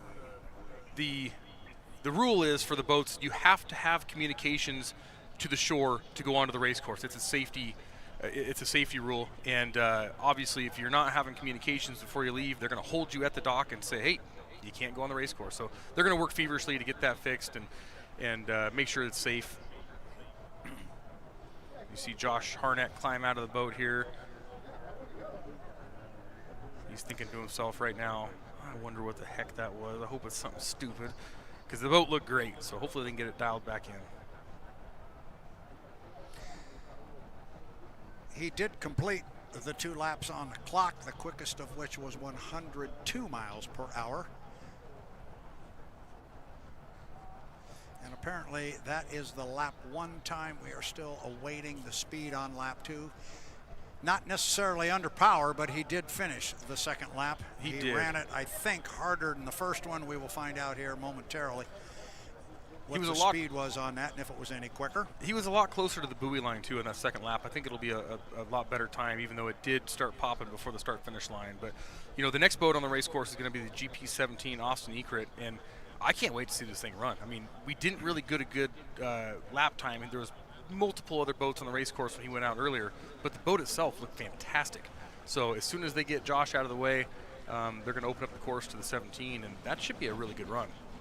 And I know you were talking to one of the referees that was off to your right there. Does that mean that our friend Mr. Hall has passed on his qualification attempt. I have the 235 as being next on the list. So the 235 is having a radio issue. They cannot communicate to the spotter down below us. That's what you were talking about. So yeah, okay. As soon as they get that dialed in, Brent's going to go right back into the mix, and we'll see him out here shortly. Good. Good, good. Boy, these conditions right now could not get any better. This is Grand Prix water at its finest. You know, these lighter boats, they don't deal as well with the rough stuff as some of the Unlimiteds do. They like the smoother water, and right now you've got a little ripple, a little breeze, and it just looks perfect. And Josh is technically out of the way, so yeah, they probably won't wait too long to get a rope on him and just get him pulled a little further off the course, make sure it's safe, and get the 17 on the water. Yeah, what you're looking at there, those of you that are watching on the live stream, the outside course marker, sometimes called the insurance marker, is off to the right side of the screen, and we've got a boat we can hear in the background, and that's going to be the GP17. The Miss Runne, awesome. Austin Eckert, you like the way this one ran this morning during the test session. Let's see what he can do. You also know this boat. Yeah, this boat is bad fast. It sat in the garage for a long time, and you know, back in the day, I set a world record in this boat, and I know how fast it is. And they're still working some bugs out of it. But Rick and Sean Bridgman had it in the garage for a long time. Brian Richards picked it up, and they made a bunch of changes to it. And they've been struggling a little bit. You know, Austin won Seattle last year. Yep. And the boat looked great, but I know they still have a lot more in it. This thing is so fast, and it's just such a great boat. And I just saw flashes of it this morning when he was out there running his first time. I thought, wow, that thing looks great. And so this is a perfect showcase for him, all by himself, smooth water. Let's see this thing, Austin. And Mr. Harnack's second lap was definitely quicker.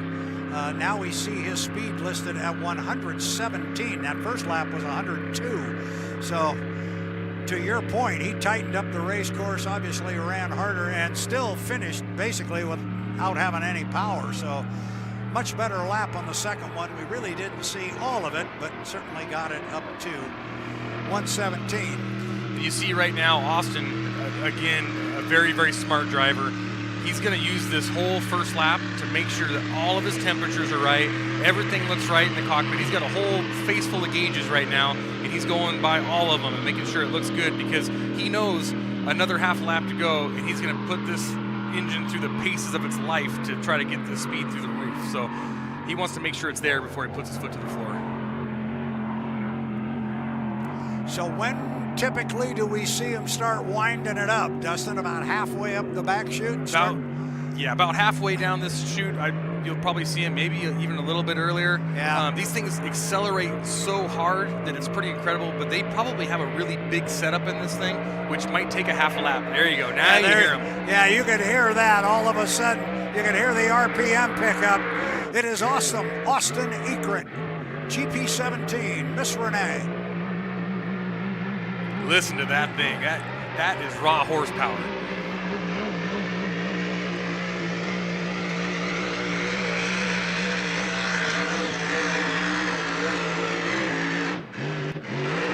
Getting a little light. He pedaled it just a little bit, did a great job settling it back down. He gets on the canard to set it up in the corner. These things are light, they're squirrely, and it takes a lot to wrestle them around the corner when they're going that fast. He's doing 160 at the end of the chutes, and you're asking an awful lot out of a small boat to get to the corners. The acceleration is absolutely incredible. He's on a run right now. That's like a postcard, Brad. Let's just listen to it. You like this? Oh, I love it. This is good. Dustin standing to my right, he's got a grin on his face the size of the half of the state here. He's enjoying this one. Austin Eckert.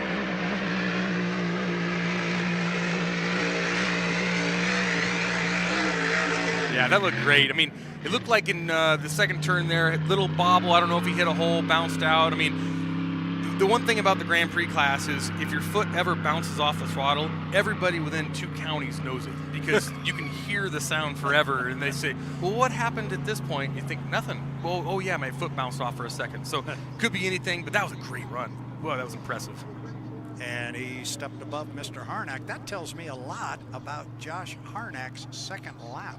That's pretty good. That it was 117, only 2 miles an hour, 2.5 miles an hour slower than Egret, but Harnack finished without any power.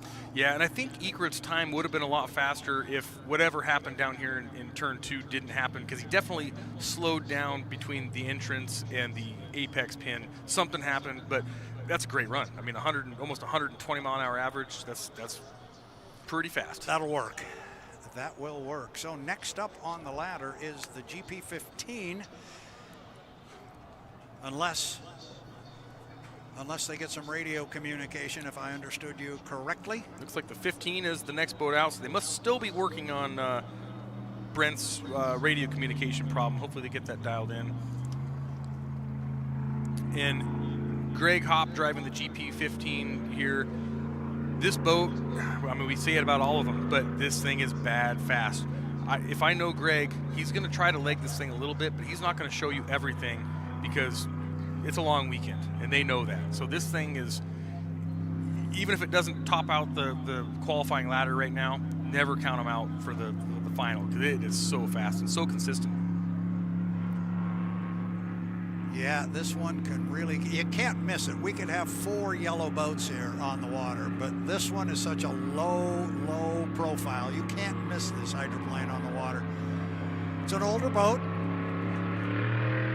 It's technically a vintage boat. Yes. It's a legal vintage, and they can run at vintage races, but still one of the fastest and beats most of the modern boats out here. Pretty impressive. And there was a vintage event on the river up at Antioch, and they were able to bring the boat over there and test it because technically it is a vintage boat. That's correct. Yeah, pretty cool. That's pretty good.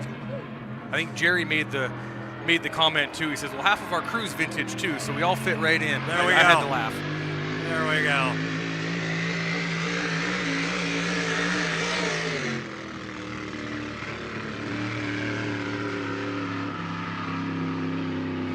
He didn't just take an opportunity to run a little timing run at the line there, did he? Well, that's Sure an old looked like cagey it. driver for you right there. Not his first rodeo. Not his first rodeo. Greg has more laps in a Grand Prix than I think anybody that I can think of, and he does a great job. He makes it look so easy. Always jumps out with a smile afterwards, and when they win a race, you definitely hear him over everybody giving his woohoo, and it's pretty cool. The former Alamo, very, very famous name from many years ago, with Bo Scheid behind the wheel. Yes. All right, now let's watch Greg. He'll put his foot in it. He's on the clock already. This is his first qualification lap, but this is the one where he's going to try and put some speed into it and show everybody what he's got. It is Greg Hopp, GP15.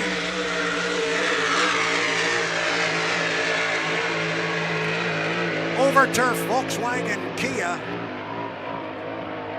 from here in the Tri-Cities. I was just about to make the comment that his foot never left the floor, and I could tell you that he didn't, but I think he hit a hole down there, and he thought better of it, and he said, you know what, we're just going to save it here and make this thing live to actually go out there and race. So smart move. Look how fast that thing is at the top end. Yeah, he's moving. Remember, he's going to wind it up so high only dogs can hear it. He is a character. Nice run.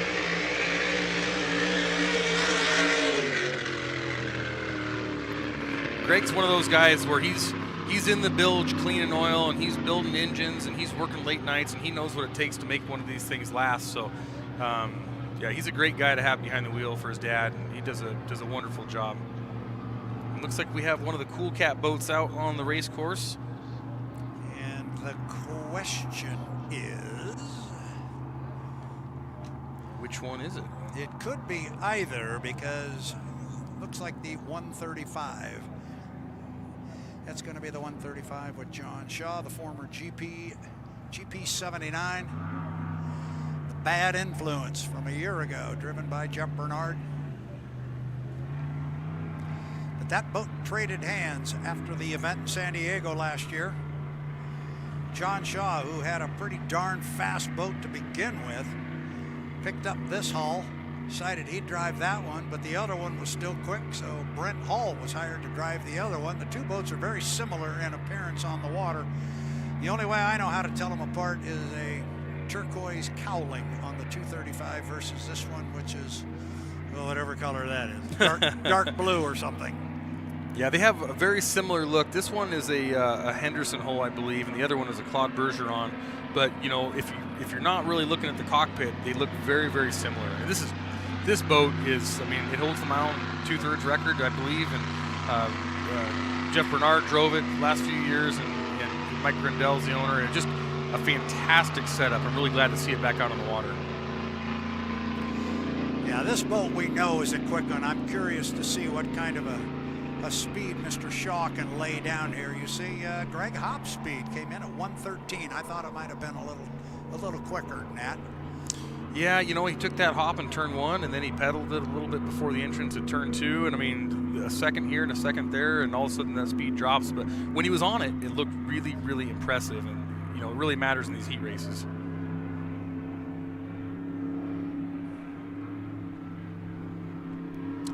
Well, we'll see when he decides to put the foot in it. That's going to happen at some point here in the very near future. It's coming soon. Yeah, they got a really good long course setup for this boat. You can tell, you know, at the end of the chutes, it's still pulling hard. It's got great acceleration, but the top end is pretty incredible also. Yep, there he comes. You heard him put his foot in it. A little late. I would have thought he would have got on it a little bit sooner, but it's still really fast.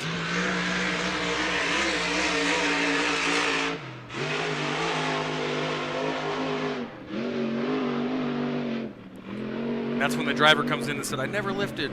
He says, "Oh no, I heard you twice." So you don't need telemetry, but he's going so fast, and he's just making sure the boat's under control. Look at the acceleration there. That's incredible.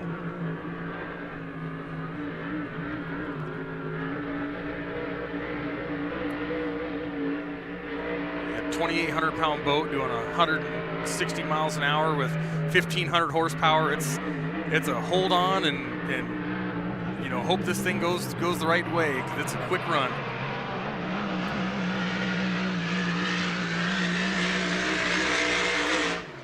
Oh, that's gonna be a good one. There you go. Good hot lap for the Cool Cat Motorsports.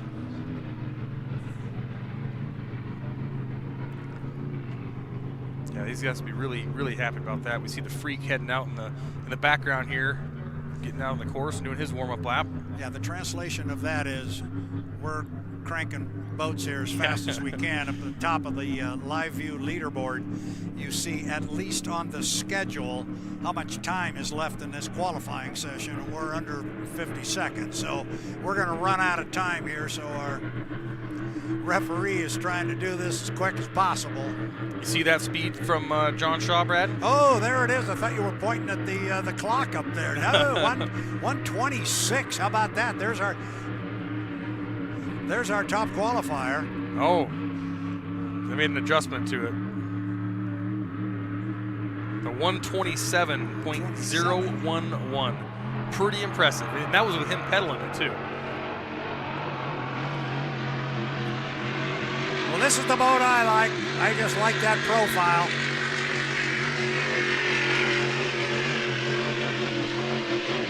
And it doesn't hurt when you call a boat the Freak. It does not at all. And you know, this boat's got some great pedigree too. Dean Rojas used to own it, and way back when it was put together, some guy that I knew a long time ago, Jimmy Shane, comes to mind, that he helped put this thing together also. So you know it was done right. And it's been fast for a long time. These guys just keep on working, getting it better and better. There he goes. Kevin's got it wound up early.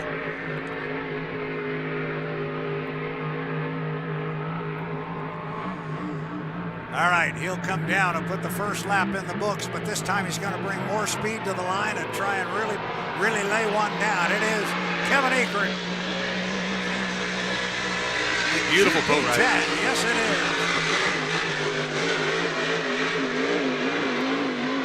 They call it the Freak, sponsored by JJR Engineering. He's off the buoys a little bit. If he's going to try to get that lap speed way up there, he needs to be on the buoy line. These things accelerate better than anything, but when you're running a few lanes outside, you lose a lot of time. Straightaway speed looks incredible right now. Let's see if he can hold it on the pins. Whoa, we got light. Yeah, he's rolling. Keep it on those buoys, Kev.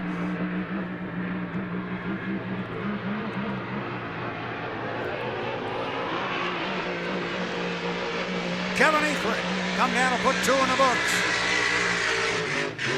That looked pretty good to me, Mr. Eccles. Oh, man, what a run. Yeah, he got a little loose on that back straightaway there, but he did a great job getting after the throttle pedal and getting it settled back down and getting right back on it. So that's going to be a good speed. And, I mean, just as he's finishing up his lap, we see Brandon Kennedy, the GP35 on the course. They're running these things like clockwork right now. Yeah, they're hustling to get through this. He is coming up the backstretch. That is the GP35, the TM Special boat owned by Ron and Sandy Thompson. The boat is driven by Brandon Kennedy. Yes, that's the same Brandon Kennedy who shoes the U6, the Royer Miss Madison.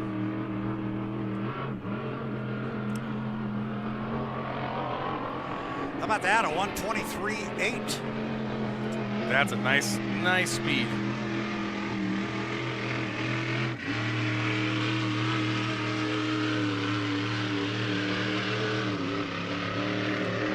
So after this run, Brad, I believe we have some vintage boats coming up next. And if they're on schedule, which they're doing their best to try to stay on schedule, that's going to be a nice show too.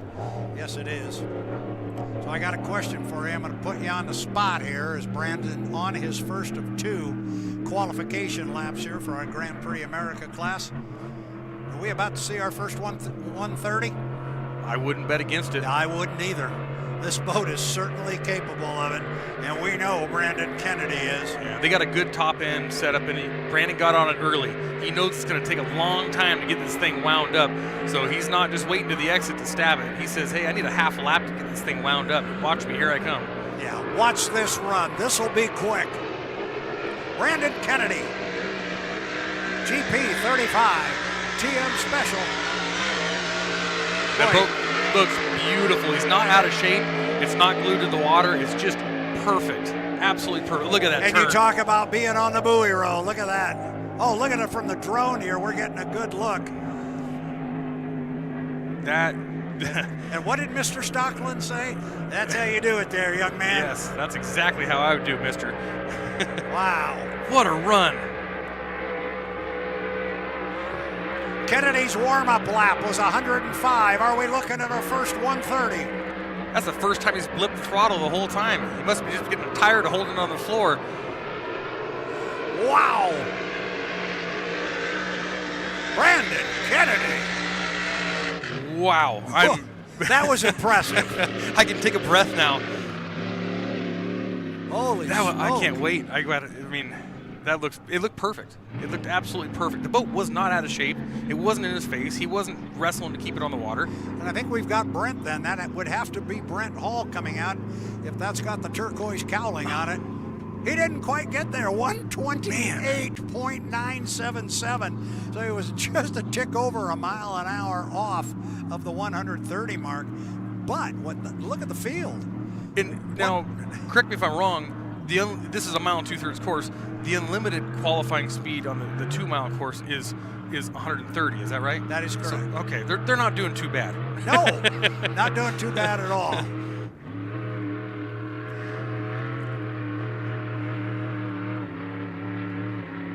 I'm glad to see Brent out here. Must have got the radio issues figured out. So this is a really fast boat, like you said. Claude Bergeron boat. Brent did great back east, and just nice to see him out here on the water. And Brent, of course, is part of our H1 Unlimited live stream team.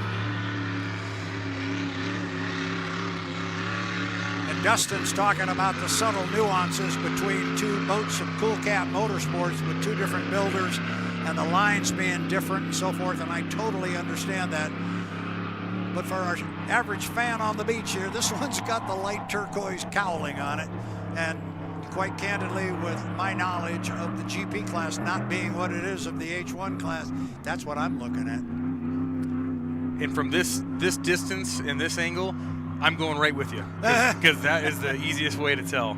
If you get a chance, though, if any of the fans are in the park and you're in the pits later and you can walk by these boats, you can kind of look at some of the subtle differences. And when you're up close and personal with them, it's pretty cool to look at, to see different things they're trying. And these two boats that we're talking about are pitted right next door to each other, as you would imagine they would be. And you can look at them and see the differences. A good point, Dustin. All right, now it's time to put your foot in it, Mr. Hall. Let's see what you got. It's there. Here he comes. Oh, nice boat ride down the front straightaway.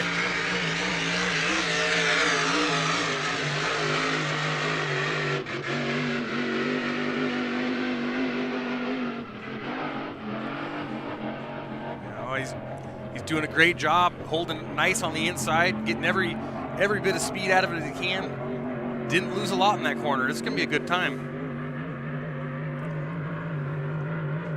Those watching on the H1 Unlimited live stream on YouTube getting a good look from the drone, but there's nothing like being here on the banks of the Columbia. Our fans here in Columbia Park getting to not only watch the boat, see the boat, but they can hear the boat and they can feel these boats. Come on, Brent. Half a straightaway to go. He's got a nice run. He's done a great job so far. Just get it to the finish, buddy. Come on, Brent.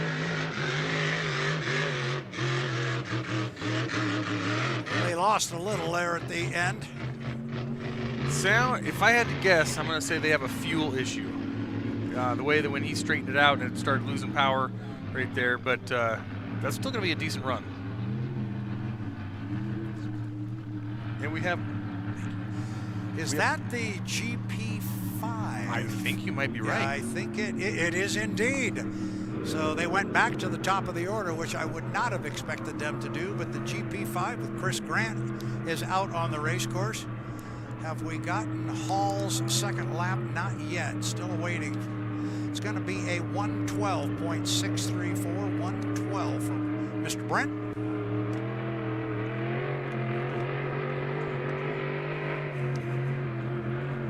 Now, I may not be able to see the colors of this boat, but you talk about lines of a particular boat. I really like the look of this hull.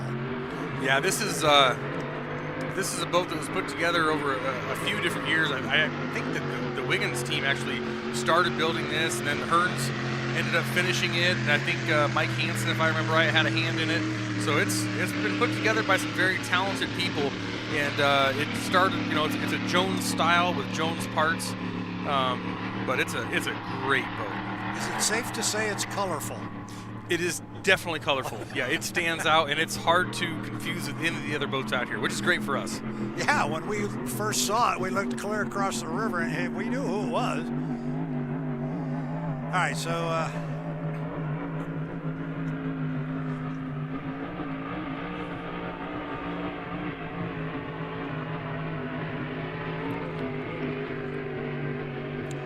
All right, we'll see how Chris wants to play this up at the top end.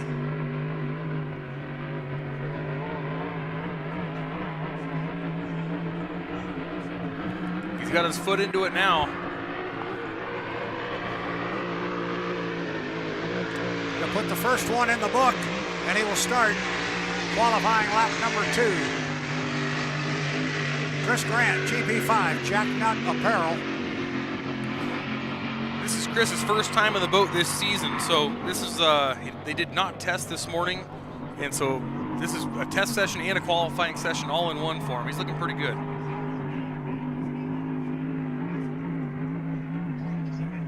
Sounding great as he exits turn number 1. The boat ride looks fantastic. He's got to be happy so far. Half a lap to go. Yeah, I would think so, because to your point, I mean, this is it. This is the first 2 laps of the season. Yeah, looking really nice, and definitely something to start building on. This is a respectable time. Oh, he's got to go tighten her up, Chris. Wide, tighten her up. Way wide off the top end of the race course.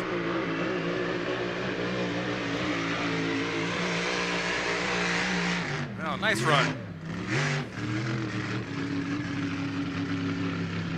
I don't know how Chris is feeling, but every year, the first time I get in a boat and you go out there and test, I always think to myself, man, that's fast. That just seems faster than it did last year. And, you know, as the laps get down, you get more races under your belt and stuff, it gets more, you know, second nature. But I'm sure Chris was feeling that right there, thinking, holy smokes, is this how fast we were going last year?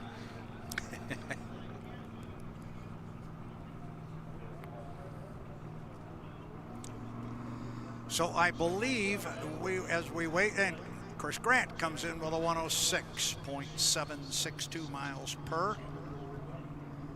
So for the first time out of the box for 2026, they'll be pleased with that. 8 boats were scheduled to come out and run. 8 boats ran and qualified. I think the Grand Prix folks have to feel pretty happy with that.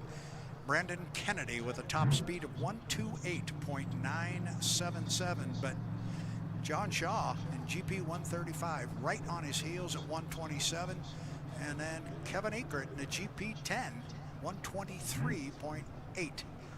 So there's 3 quick ones right there at the top, and you know there's more in Austin Ekert's GP 17. Miss Renee, you like that boat? We know that boat can go. I did. You know, the qualifying times, the speeds, you know, they show us a whole lot, but a couple of those boats ran better than their speeds show, because you know, they might have had a handling issue to where the driver had to get out of it, or they hit a hole and lost a few seconds here and there. So that field is actually a lot tighter than it looks on the screen. But I'm pretty impressed. You know, every one of those boats ran well, and they all finished. I think they only had to tow 1 back. So, I mean, that's pretty darn good. And you can see on the screen there that we've nicely done, right on cue, the drone jumped in a little bit tighter on our next field of boats, our next class of boats to come out on the Columbia River. This will be the H1 Unlimited Vintage Exhibition. And they're starting to push the noses out right now. The first boat to come away or be pushed away from the dock is the Squire Shop from 1979. So tough question for you, Brad. If they're going to throw you the keys to one of the 4 boats right there, and you can take it out by yourself, which one is it? You know, oh man, I can make a case for all of them. Certainly the Griffin Budweiser. How would you turn down a boat that Bill Muncy drove? But you know what I'm picking? It's going to surprise you. The 73 Pan-Pac. Okay. I love that boat as a kid. That boat to me was the most revolutionary boat and changed the sport more than any other hull that maybe we've ever put in the water, save the slow motion 4 all the way back in 1950. Oh, look at that shot. We're looking at the Griffin Budweiser and Bill Muncy's Atlas Van Lines getting ready to come away from the dock. But that 73 Pan-Pac has always been near and dear to my heart. All 4 of those boats are so incredibly cool in their own way. I mean, it's just the Squire Shop was one of my favorites growing up as a kid, just because it seems silly, but I love the cathedral tail. I loved it. And as a little kid, I thought, how cool is that? But the Norm Bird built hull. But yep. I think if I was gonna take one out, I think the Juggernaut. I think that would be. I think that Budweiser, Dave Culley, put it together, and I love listening to his stories, and it's just so cool. Well, and you would sit in that and go, wow, Cropfield sat here, Chenoweth sat here, and then the other one, Muncy, sat there. But you still got to go to that 73 Pan-Pac. Yeah. Which means I have to tell my Pan-Pac story, but we'll, as the boats are, and I'm looking for the pack, and here it comes. It's just now coming around the point. They'll get it up and running. But my favorite story about that boat is that boat was first raced in 1973. Mickey Riemann was driving the boat, and they took it down to Miami's Marine Stadium, and everybody looked at this thing because it was made out of new material. It was the first boat out of Hexel honeycomb. They've got the driver, Mickey Riemann, sitting way up high in the cockpit. It was this deep-cut pickle fork that Jim Lucero had looked at things, and everybody said, our boats, I think, are too wide. They're getting too much air. And Lucero said, no, these things aren't wide enough. So he made this one wider, and of course the horizontal stabilizer. Muncy has the course record down in Miami at 112 miles an hour. And everybody's kind of wondering what the Pan-Pac's going to do. First time out of the box on a race course. He's a tick under 120, and he turned every head in the place. And the boat just took off from there. And There's my story. I'm sticking with it. That's the boat I'm going in. And that boat raced for so long. I mean, from the time it started to the time they finally retired it as a race boat, I mean, it raced, for such a long period of time, it's incredible. And it was competitive for so long. It was competitive. I mean, it ran as the Pan-Pac and won, so many races. And then Bill Munsey got his hands on it and won so much in 1976. Didn't win the Gold Cup in it, but he won the National High Points Championship. Look at this shot here for those of us of a certain vintage, and I'm saying us. That is cool.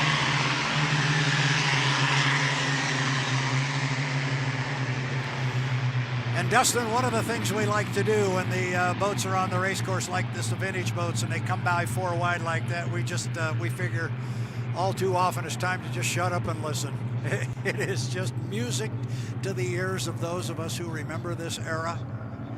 On the inside, there's the Pan-Pac that we talked about. And of course, then there's Bill Munsey's Atlas Band lines in lane number 2. That boat came out in 1977, and it just took the world by storm. And Munsey drove it so well, and he went to his crew chief, Jim Lucero, and said, I have to completely relearn how to drive a hydroplane, because suddenly he was driving up in the front, and he didn't like driving up there at first, and he made no bones about it.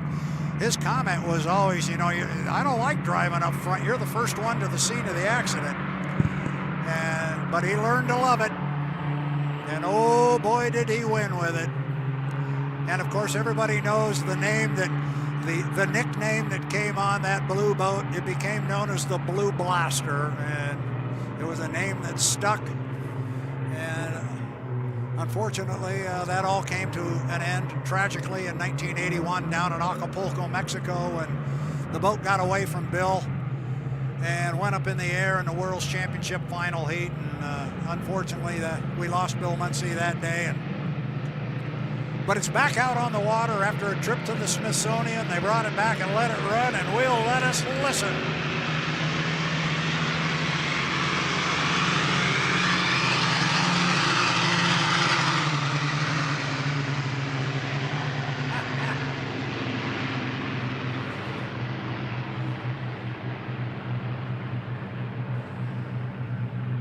Oh, baby, for those of us that are on the shoreline, those of you that are watching here on the H1 Unlimited YouTube channel, this is when everybody here in Columbia Park has got it over you, because I'm telling you, that roar, it's almost deafening, and they don't have their foot in it. They're not running as hard as they can, and there's only 4 of them. And back in the day, 6 wide, you can only imagine. This is just spectacular. Then you mentioned the juggernaut. On the far outside, you got David Williams driving that 1980 Miss Budweiser.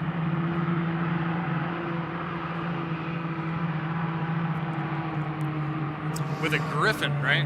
With the Griffin, and that actually was the second Griffin Budweiser, because the first one was built in 1989, and it didn't join the circuit until, I think it was Madison, Indiana, but it was late when it joined the circuit, and they were still working the bugs out of it. So at the end of the season, they put it on Lake Washington to go for the world straightaway speed record and blew it over. And they rebuilt a new boat, and this is the new boat, the 1980 version. And that's the boat on the outside. It was driven so well by Jim Cropville and Dean Chenoweth.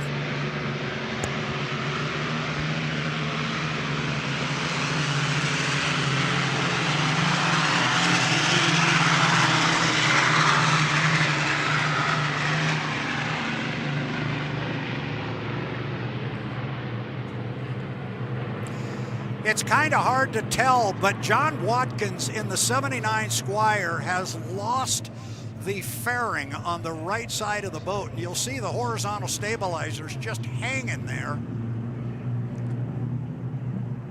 And that may have been me just getting a bad angle on it, because he looks fine in there now. He's running really hard in lane 3. But he's falling back behind everybody. I think the wing I was incorrect on. I thought I saw it hanging there, but he looked good going through the corner. That is the boat in lane 3. He's between the Atlas and the Budweiser, and he's back a bit.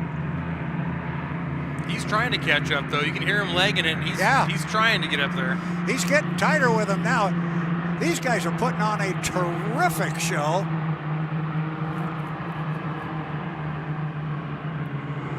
I look down to my left, we got Nate Brown. He's over here standing on the edge. He's watching. The fans are getting close to the water. How can you not love it? What a show. Yeah, I think we got the whole cathedral wing there on the Squire. I think we're good. I think people are going to be sending you and I prescription glasses here before we get done with the weekend. One more time.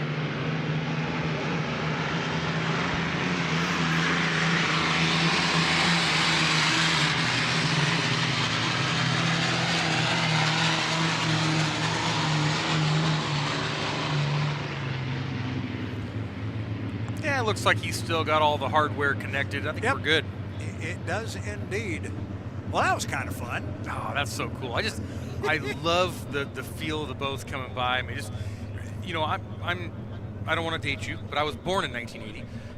But I grew up watching this stuff. My parents dragged me down to the river here, and I getting to watch these things, and it just brings back so many great memories of just feeling the boats and feeling that rumble, and even coming out of my grandmother's house and hearing the boats from miles away. I could hear them running. It was just so much fun. Well, our thanks to Brad Haskin and the Hydroplane and Race Boat Museum for bringing those 4 boats over here. And that's not the only time they're going to run this weekend. You're going to feel the thunder and see the thunder a number of more times this weekend. And there's probably no real question in anybody's mind if they never saw these boats run and they didn't understand why we look at the turbines boats and they still call them thunder boats. That's why they call them thunderboats. Yeah, absolutely. And the museum project, what they have going down there in Kent, Washington is so incredible. If you're ever here on vacation or just if you live in the area, a lot of people who've lived in the area have never went down there. It's a working museum. There's volunteers down there, all the time, almost every day, working on these boats. And you can walk around, you can check them out, you can look at static displays, you can look at the people restoring these beautiful boats to come out and put a show on for everybody. And go up and ask them questions, and they love to tell stories, and it's such a cool thing. I just love going down there and just reminiscing and talking to people that know the history. It's great. It is. It's a wonderful facility, and the people are great. They're very open, and to your point, it's the same thing as walking in the pit area down here. People love to talk about their boats. Absolutely. And you go up and start asking questions. And I always say, and I say it probably at every race, and people say, here goes loose again. But, the problem with H1 is we're not as big as NASCAR. But the good thing about H1 is we're not as big as NASCAR because everybody is so approachable. And you can go up and talk to any driver of any of the current boats. Go find Jimmy Shane or Andrew Tate or J. Michael Kelly. They'll stop, take a picture, autograph something, have a conversation with you. It's the best part of our sport. Couldn't agree more. No, very well said. It's what I love about it. It's a family sport, and if you're not careful, it'll suck you right in, and you'll be spending every weekend at a different lake. It's great. And it does have, I've heard this conversation or heard this comment made many times, it's very similar to the Hotel California, because you can check out, but you can never leave. Once it gets under your skin, it really does become a part of you. H1, Unlimited Hydroplane Racing. And you are watching on the H1 Unlimited YouTube channel. Those of you here in the Tri-Cities on a beautiful day in southeastern Washington on the shores of the Columbia River, listening to us on the PA system. We are so glad to be on the PA this year. It's something new for us, and we hope you're enjoying it. And we're not done. We've still got a long way to go. I'm pulling up a schedule. I'm doing the same thing here. And I know it's a little bit fluid.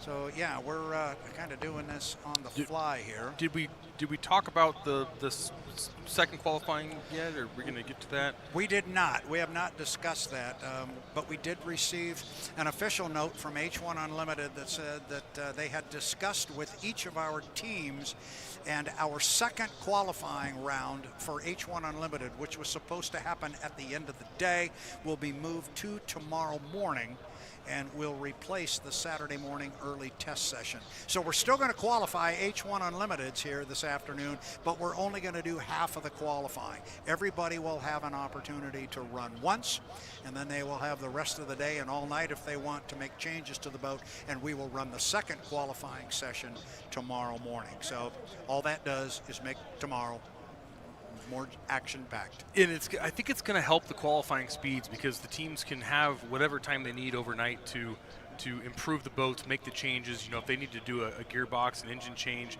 they've got all the time in the world to make it happen. So I think it's going to really help the show, make it better for everyone. Like you said, it's going to make tomorrow an awful busy one. But we have H1 qualifying, the first round coming up here very, very soon. So we're looking at H1 qualifying, followed by the 2.5 stocks, E350s, 2.5 mods, and then we have 2 heats of the Grand Prix hydroplanes today. So we have a lot of boats on the water today, and the way they've been running the show so far, it's going to be momentarily. They've been banging these things through as fast as humanly possible. The crane operators are going to be exhausted by the end of the day. Absolutely. We talked about 40 entries. I mean, how many times are these guys slinging the boats in and out of the water? They are the busiest people here in the park. So yeah, what is up next on our schedule is H1 Unlimited qualifying. It's slated to go at 2:45. 2:57 is what I see on my phone and also on the lower left corner of the H1 Unlimited live stream. So we're pretty close to that. We know they are putting boats in the water, and let's find our H1 Unlimited qualifying ladder. I've got it written down here somewhere. First up is Jeff Bernard in the U12. He is the first boat on the ladder to come out. He's going to be followed by Gunnar O'Farrell in the Spirit of 76, the U21. Third on the H1 qualifying ladder is Dylan Runne in the U40 Bucket List Racing. Then it's Jamie Nilsen in the Miss FLAV-R-PAC. He will be number 4. So we are expecting the U12, Jeff Bernard, Graham Trucking, expecting him literally at any time. You know, we can't quite see the dock from down here, but I have to imagine there's going to be boats in the water. Well, every time we go around the corner there with one of our drones, we see a very busy dock. And I know you were walking that dock last year, and you were doing some radio work down there and did an outstanding job doing it. And you know the chaos that goes on that dock. And I did it for 28 years, and I've always said that's my favorite place on the planet is on that dock. There is just so much going on. Boats going in, boats going out, people who are feeling really good, people who are upset. There's cranes coming overhead, and boats move, get out of my way, and it's just great. And while we await the arrival of our H1 Unlimited hydroplanes on the water to go qualifying, I'm understanding our Danny Rogers just momentarily ago had an opportunity to catch up with Taylor Evans, crew chief on the U27.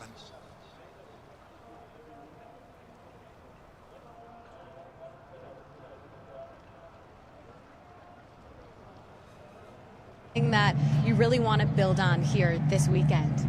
You know, build on is a tough one. I mean, we want to keep going after the boat, keep learning, keep progressing. We think there's a lot of potential in the boat, and I think that showed in Madison. But I think my number one goal is just to keep the momentum going. I mean, the crew's working so well together, and everybody's getting along, and we're really working as a team, both boats, and I want to keep that going because everybody's happy. You do good things.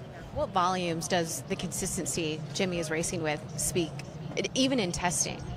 It's a lot. I mean, he gives some of the best feedback. He obviously knows how to drive a boat and does it safely. I mean, if it feels like it's not where it needs to be, he doesn't risk the equipment. He comes back in and we make a step in the right direction to move it forward. So with him, it's pretty easy. I mean, like I said, he comes in with good feedback. He's on the lights. He's doing everything right. Maybe he acts like he never took a break.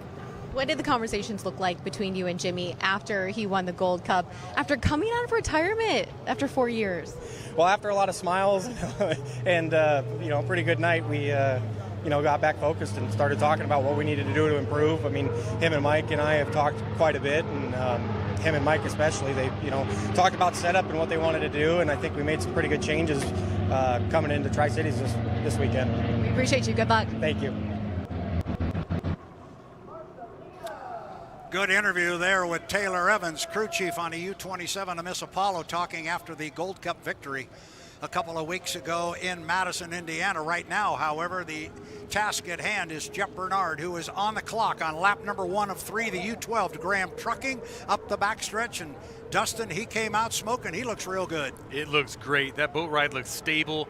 He's on the pins. I mean, he looks confident. I think this is going to be a really good run for Jeff. It's the first time he's had good, clean water out there by himself. Look at that turn spray. Just hanging it on the hook. Perfect. And he's hot on the exit. It's going to be a good run.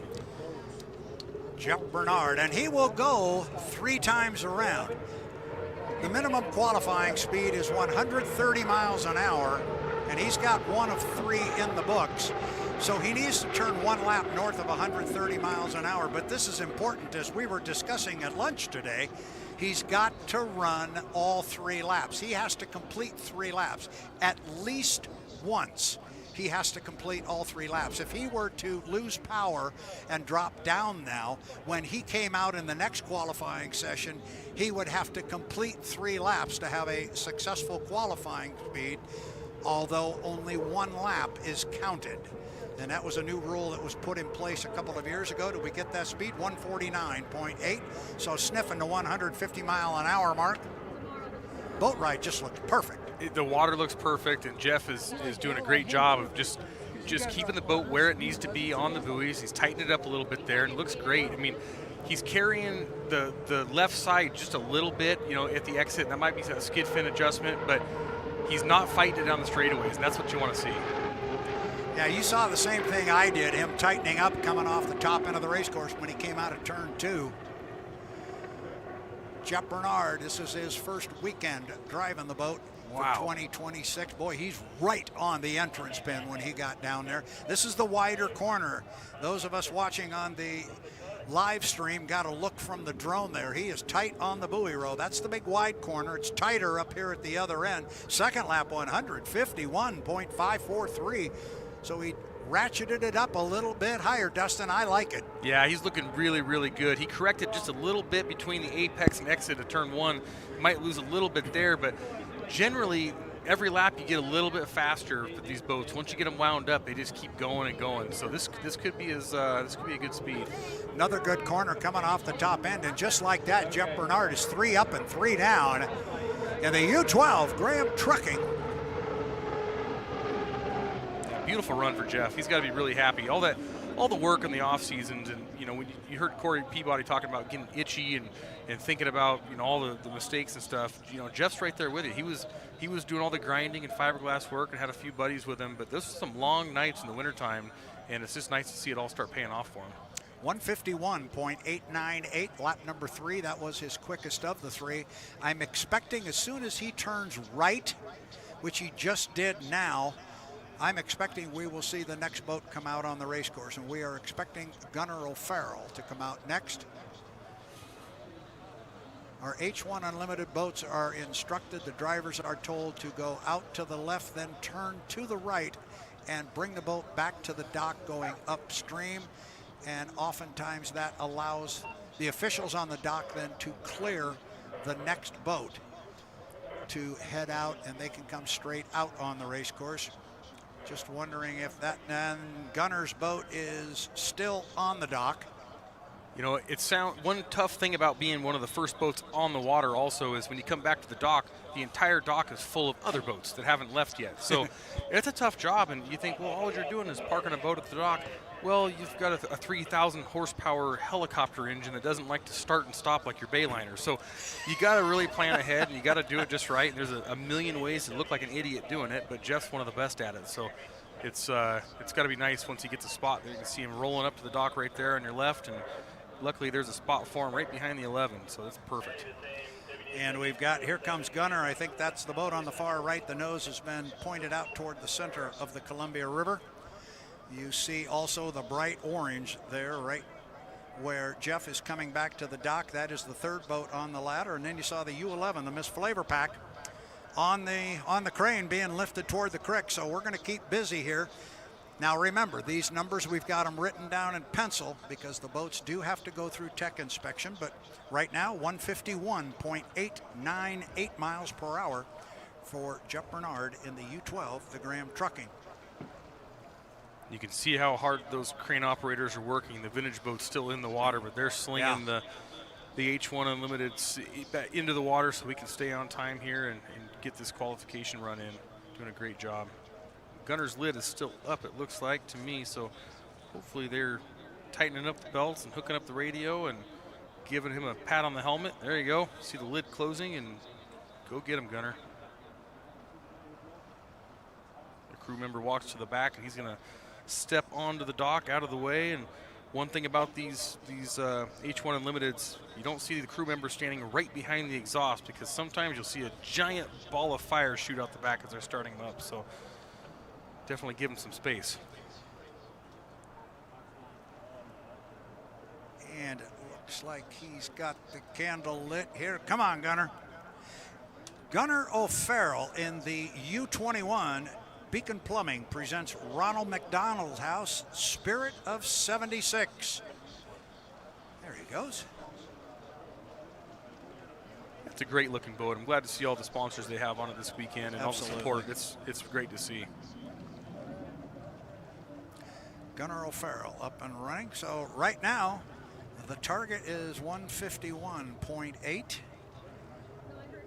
Jeff Bernard, we will monitor the H1 radios and let you know the moment that clears tech inspection, if indeed it does. But right now, the story is Gunnar O'Farrell.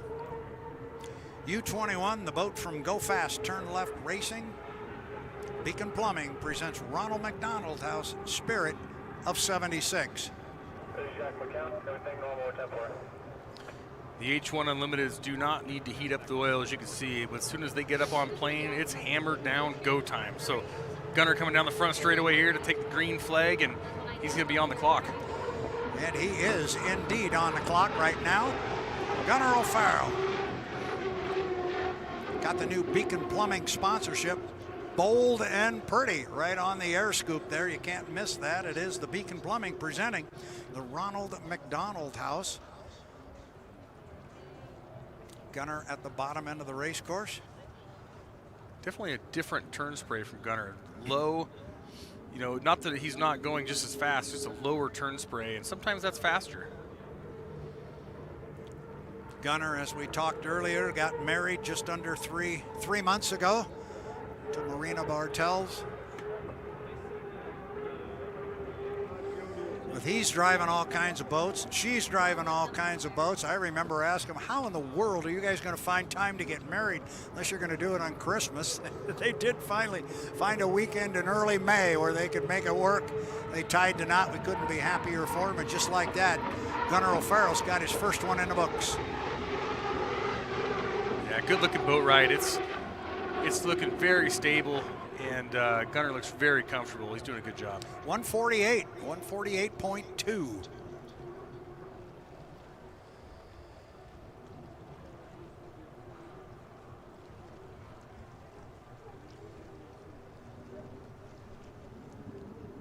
I hope these water conditions stay just like this all weekend long.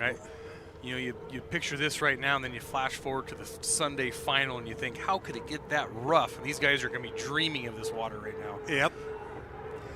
I just keep giving a cursory glance down to that flag atop the Blue Bridge, and it is not moving. All right, tighten this up a little bit, Gunnar. It's a good line off the top end. Gunnar O'Farrell. Spirit of 76, Beacon Plumbing presents Ronald McDonald House. It is Gunnar O'Farrell. He's looking really consistent. I'm guessing this lap time is going to be a tick faster. Oh, there we go. There it is. Nice job, Gunnar. There he's on the buoy line. He's doing good. If he keeps it up, keeps that line going, keeps his foot to the floor, could even be a little bit faster this time, and he might be moving Bernard out of the top spot. We'll see. Yeah, he needs just under 2 miles an hour to do that. He's going to give it a go. He's getting a real nice boat ride. But again, that's part boat and part just perfect water conditions.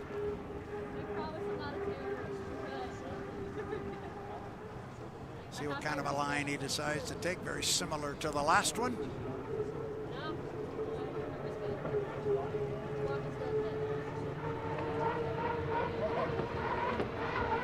out a little bit, trying to get every ounce of speed out of it that he can. 3 up and 3 down. And remember, as we said, it's very important. He has to complete all 3 laps. Wow. And he just did, and he increased on each one, 151.3. I think he'll be pleased with that, at least for right now. He will get another opportunity to increase that time if he so desires. That'll be tomorrow morning.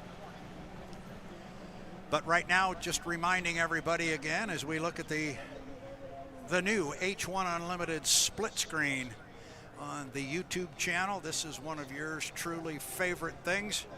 You can see what's going on with the boat on the water and see what's going on with the boat about to come out on the water. And they are pushing the nose on the U40 Bucket List Racing, and Dylan Runne away from the dock.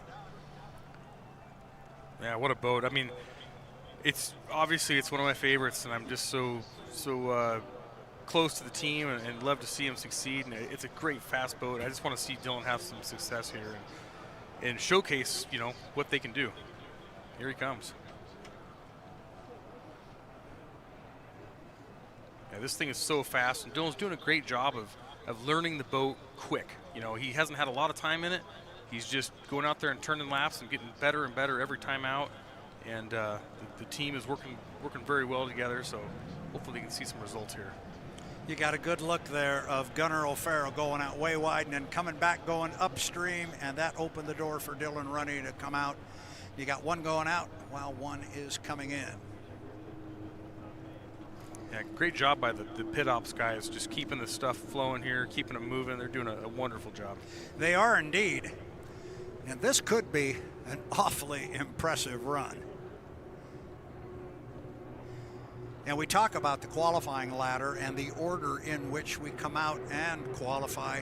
That order is in inverse order of national high points. So you think, well, the fast boats come at the end. Okay, that's a true statement.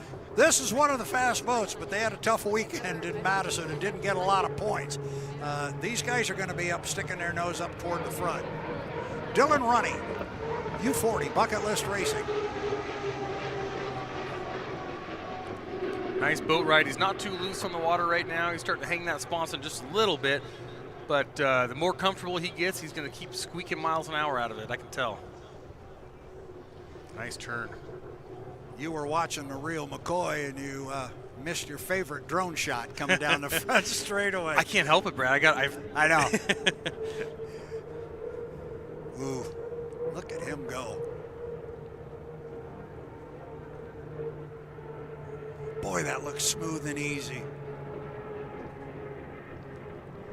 He's making it look easy. He's doing a great job. Good line into the corner. Keep her nice and tight.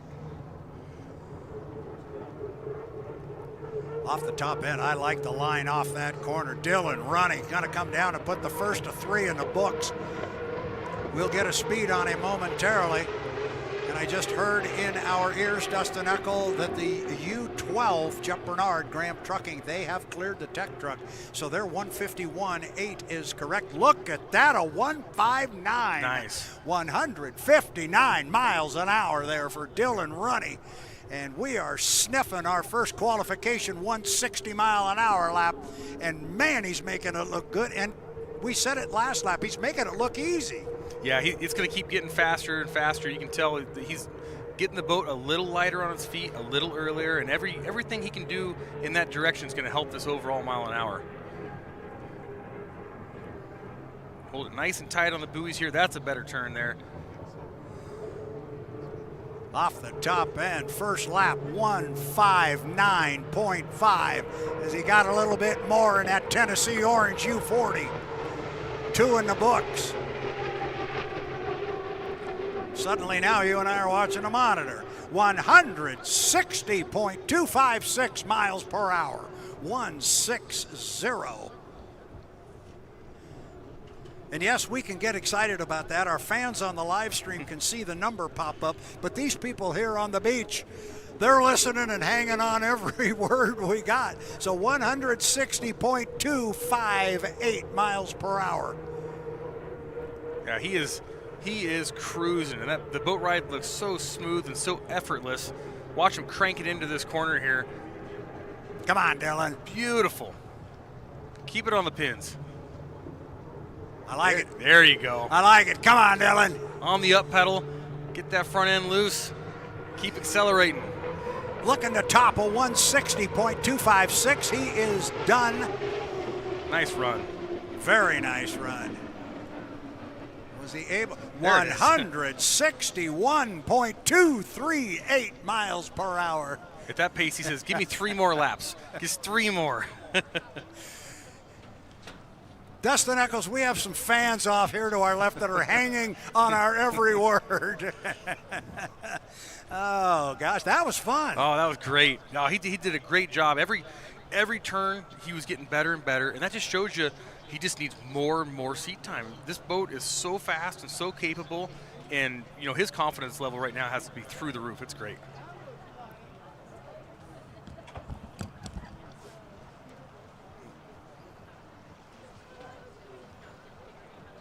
Yeah, pretty proud of that team. That was a nice run, and coming up the FLAV-R-PAC, the U11. This is another one that I just cannot wait to see run. They've been getting better and better as this weekend progresses. And Scott and Shannon Rainey put an excellent boat together. It's great.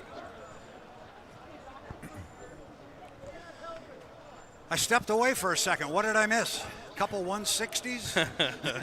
Well, and Scott and Shannon here, they're getting ready to close the lid on their boat, the FLAV-R-PAC, and they're saying, hey, don't count us out because we're doing big things this weekend. It's pretty cool to see. They turned some laps that cleared tech inspection earlier this morning and testing at north of 157 miles per hour. We'll see what they've got. So what's Mr. Stockland doing down there? You drove for the man. He just had his bright orange boat come back with a mighty fast speed. He's a pretty reserved guy, so you won't see him doing any back handsprings down the dock or anything, but he's a hard worker, and he's not going to start celebrating right now. He's going to put his arm around Dylan, tell him he did a good job. He's going to go right back to work and make sure this thing can go out there and go even faster tomorrow morning. Again, you're getting to see one of my favorite new features of the H1 live stream, the split screen. Thanks to our technical staff for their hard work to pull that together. Jamie Nilsen in the U11, a Miss FLAV-R-PAC, away from the dock. These screens are getting better and better. Every time, I look at it, I say, how are you doing a split screen now? He said, well, we figured it out. They're doing a great job. All the people working really hard on putting this program together. It's great to see. And I'm just, that guy right down there on the right,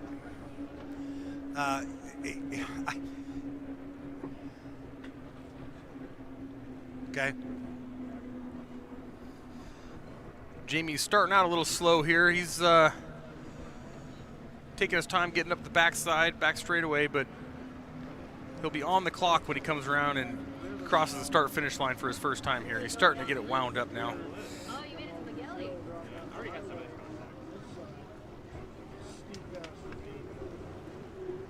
Here, he's on it now. Here we go. All right. Got it up and running, got the front end up and out of the water. Jamie Nilsen of the U11, the FLAV-R-PAC. We're going to tie in some audio, I understand now, because our Danny Rogers caught up with Dylan Runne.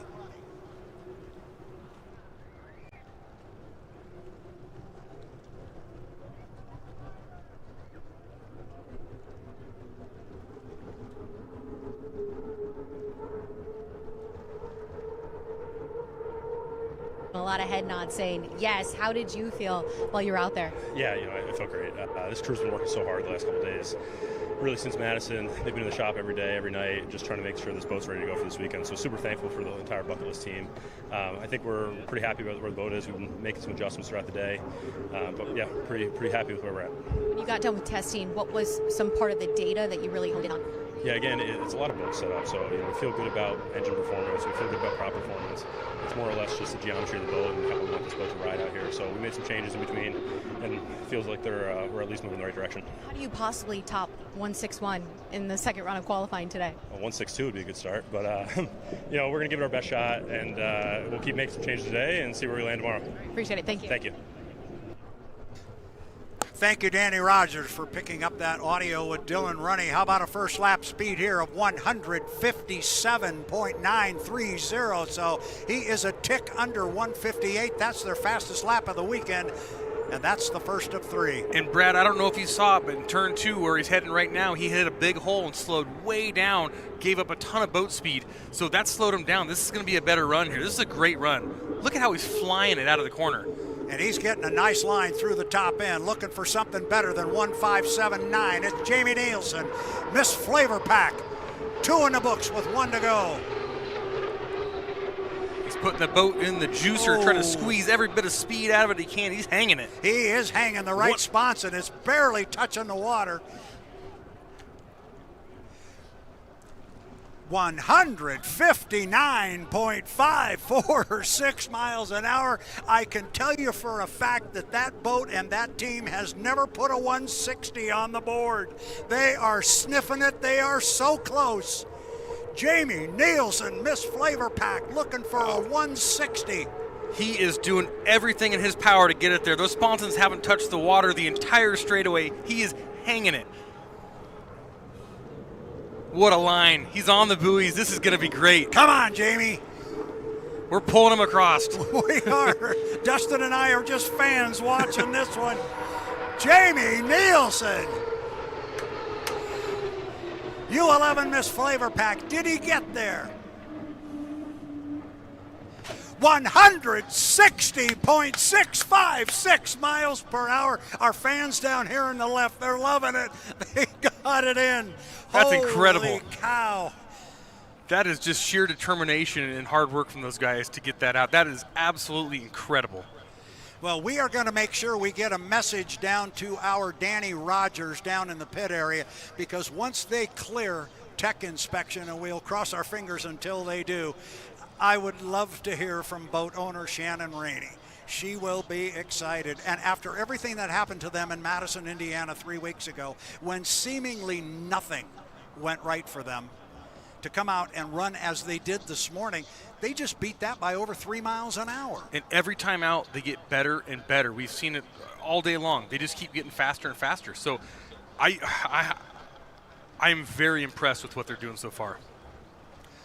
Unfortunately, we are being told that the U-21, Gunnar O'Farrell, came back with insufficient data on the recorder, so that's why that's why Gunnar's name is not on our live view leaderboard. But check out the 2 boats atop that live view leaderboard, and this is what you and I were talking about, Dustin. Coming home from Madison, Indiana, there were 2 teams that they had rough weekends, and they did not show well. We knew they had a lot more. And it was Dylan Runne and the U40 Bucket List Racing and Jamie Nilsen in the U11, the Miss FLAV-R-PAC. And here are 2 boats that are both sitting north of 160 miles an hour.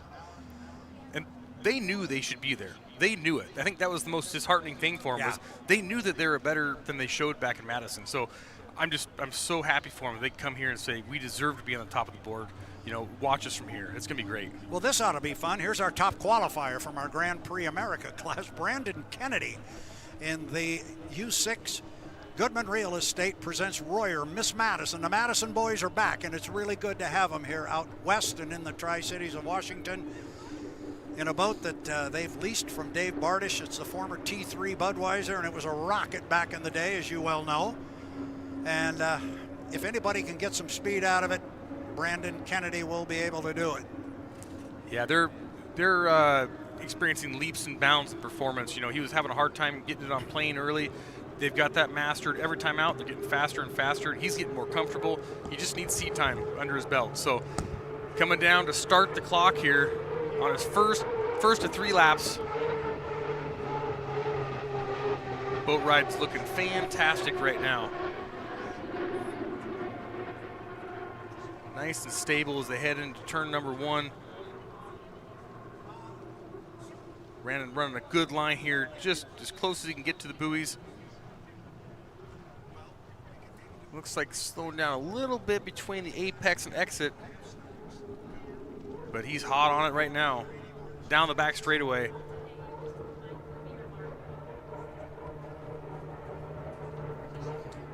And as Brandon keeps on running here, we're going to head back down to the pits. we've got Jamie Nilsen down with Danny Rogers.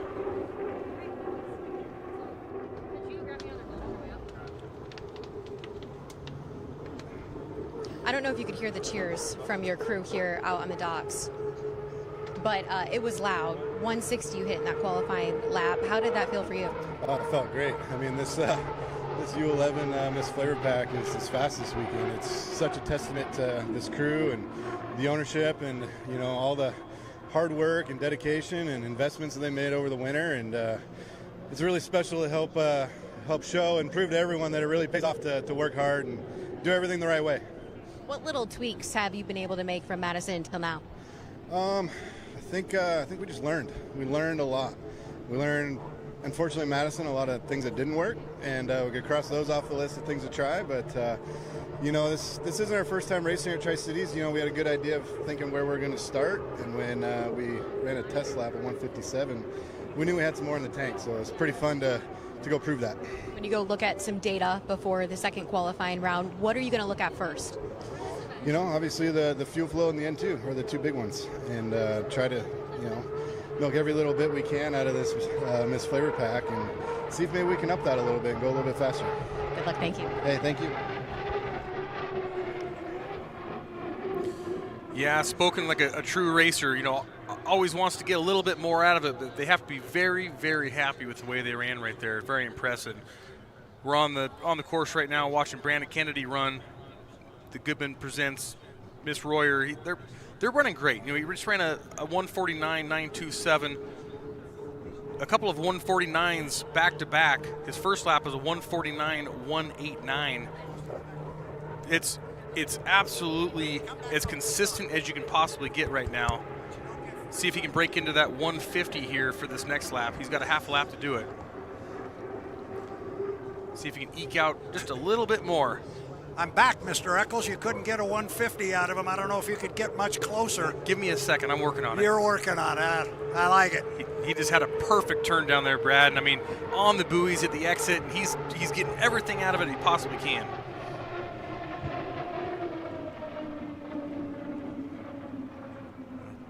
There it is. These guys are waiting. What do you got? I've got a 150.436. Well done. Well done. Good job, Mr. Eccles. You got a $150 out of him. Well, my work here is done. Wow. What does this say about what could be coming? I look at Brandon's times right here, and although he's not on the top of the leaderboard, obviously, he is consistent. He is right there. It's a raceable boat. The boat looked drivable, and it looked perfect. So I think they're going to be very happy. Also, when he went out of sight around the point down there, and we can't see it, he was rolling.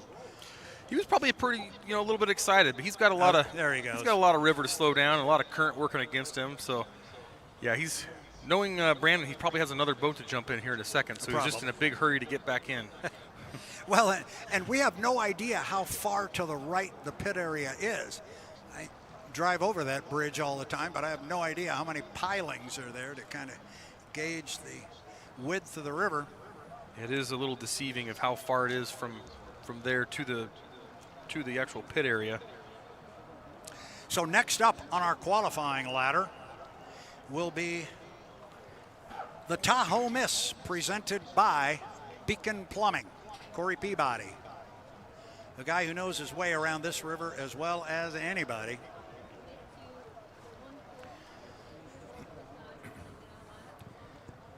If you are on YouTube right now, you are watching H1 Unlimited's live stream coverage. If you are lucky enough to be here on the banks of the Columbia River, you are listening to us on the public address system.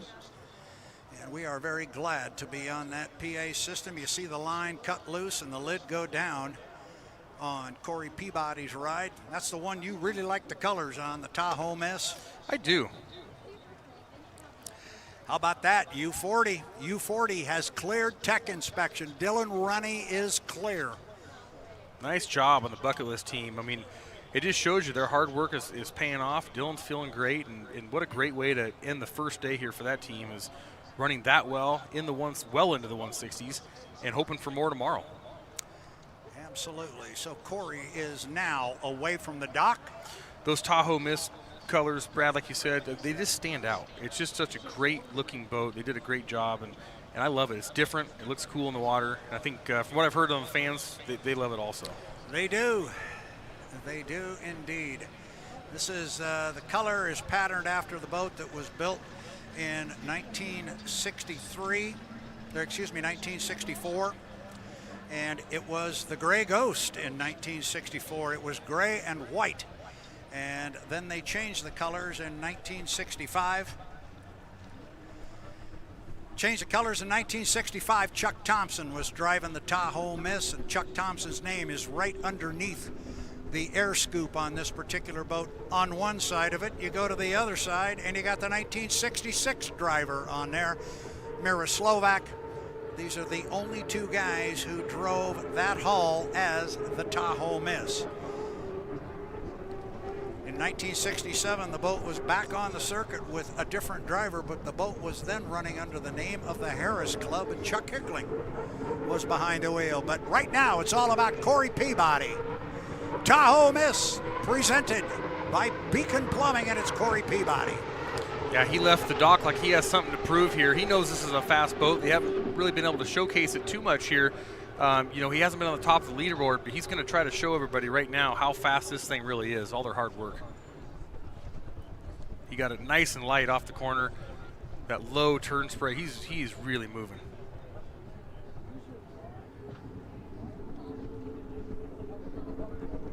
Well, he definitely had a lot of air under the boat coming down the front straightaway, and he's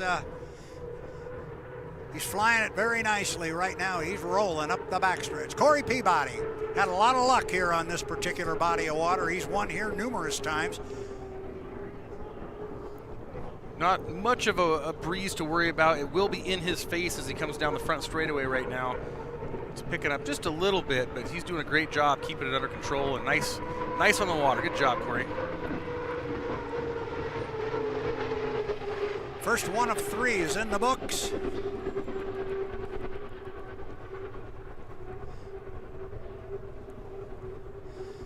Lap one for Corey Peabody, 157.629, 157.629. And if this one goes like any of the other runs we've seen today, he's going to pick up about a mile an hour or so per lap. So hope he should be right around that 160 if my math is correct. You're trying. Wishful thinking. I like it. He's doing a good job of hanging it nice and tight, not giving up any room that he doesn't need to. He is Corey Peabody. 2 up, 2 down, 1 to go. First lap, 157.629 miles per hour.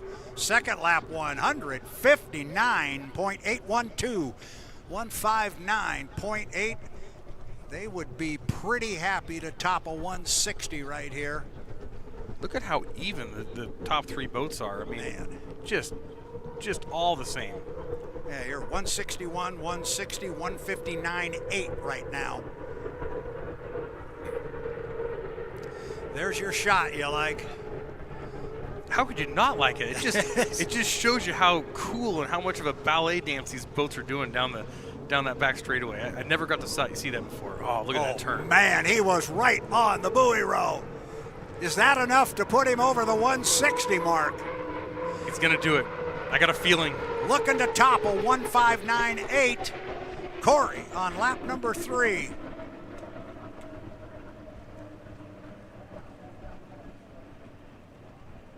Corey, 160.387 miles per hour. We got another one up and above the magic 160 mark. How about, look at the top three boats.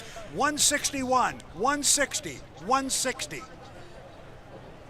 Not bad. You talk about parity. It's perfect. I mean, it's good. The racing this weekend is going to be fantastic. When you see the first boats out there this even, it's going to be great. Yeah, and as far as the speeds themselves, the next boat we're going to see on the water is going to be the Maverick. presented by Beacon Plumbing. It's driven by J. Michael Kelly, and he would love to join the 160 Club. But that particular boat back in the day, I remember here on this water during qualifying, Jean Theoret came out driving a boat, driving it for Elstrom, picked up the right sponson all the way down the front straightaway, and posted a qualifying speed of 160.000. And we talked about it all night at dinner. And we got 3 guys north of that number right now. And there's still some speed left at the dock. There's a couple still to come. Yeah, you know, you look at the speeds over the years and you think, well, they're not getting that much faster. They're not getting that much faster. Well, there's also a lot of restrictions on these boats because they need the equipment to last. So it's kind of like in drag racing. When they start breaking that 330 mile an hour mark repeatedly, they say, okay, that's there. But the fact that they're all the same and they're doing north of 160, that's the impressive part. And they're going back to the dock under their own power, and they can race again, you know, later on the day. So they're doing it right now. They're making them fast, and they're making them the same. Well, those of you on the H1 live stream on the left side with our split screen there, looking at the pit area in the Neil F. Lamson pits and getting a close-up there of the Tahoe Unlimited sponsored Maverick, presented by Beacon Plumbing. J. Michael Kelly, the lid is still up. He will be out shortly, I am sure. And as I say that, the lid goes down on J. Michael Kelly. They're going to let that water settle as much as possible according to the rules and try to have a nice clean race course. But I haven't seen this race course much better than it looks right now. It's looking pretty fast. And you say they'll do it in the time allotted. There is a clock on these guys as far as leaving. You can't just sit there and let the water lay down forever. There is a 5-minute window from when the other boat finishes, and I'm sure with what we're doing now in the schedule, they're trying to crank this out as quick as they can. Yeah, absolutely. Like I said, the pit ops guys, the referees, and everybody involved is saying, hey, we're on a time limit. We have a lot of boats to get through. This is day 1. Let's get it going. Watch J. Michael leave the pit dock right now and head out to the race course, and Brad and I can almost see him here.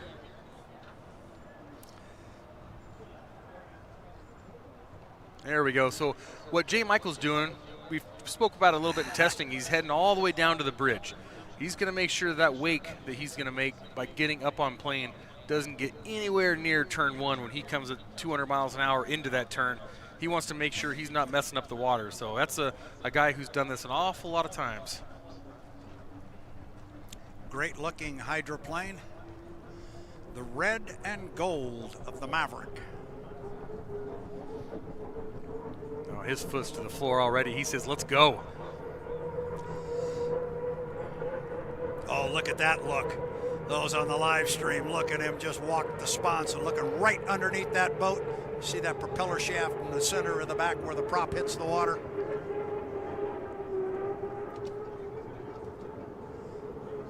All right, Mike, what do you got for us? And correct me if I'm wrong, J. Michael has won a ton of races, but being that number 1 qualifier has been pretty elusive for him.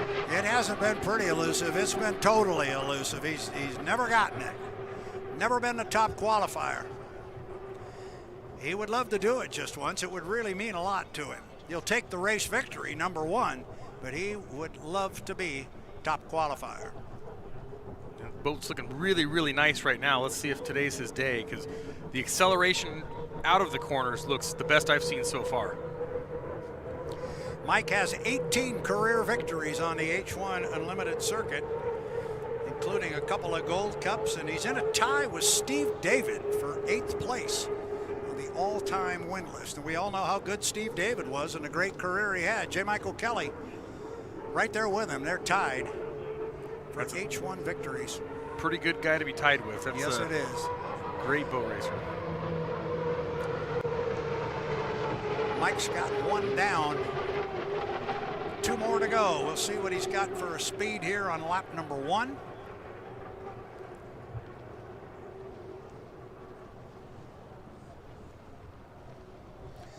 $156. 156.985. So almost 157. Now, that's where Corey was. Yeah, you could snip it up a couple. His acceleration looks spot on, but the top end, right up there, he starts to roll over. And I don't know if he's pedaling it and starting to pull his foot because he's over his N2, over spooling the engine. But about a little past half track, it seems like he's fallen off. So that might be something they can adjust overnight and make some faster speed for tomorrow. Acceleration though, look at him fly that thing. Look at that, just barely touching the water. First lap, 156.985. He got a little more. He does 157.585. 157 and a half. Needs a couple 2.5 miles an hour. They need to put a 2-speed gearbox in this thing so he can have that acceleration and then have go the to high top range. end. Yeah.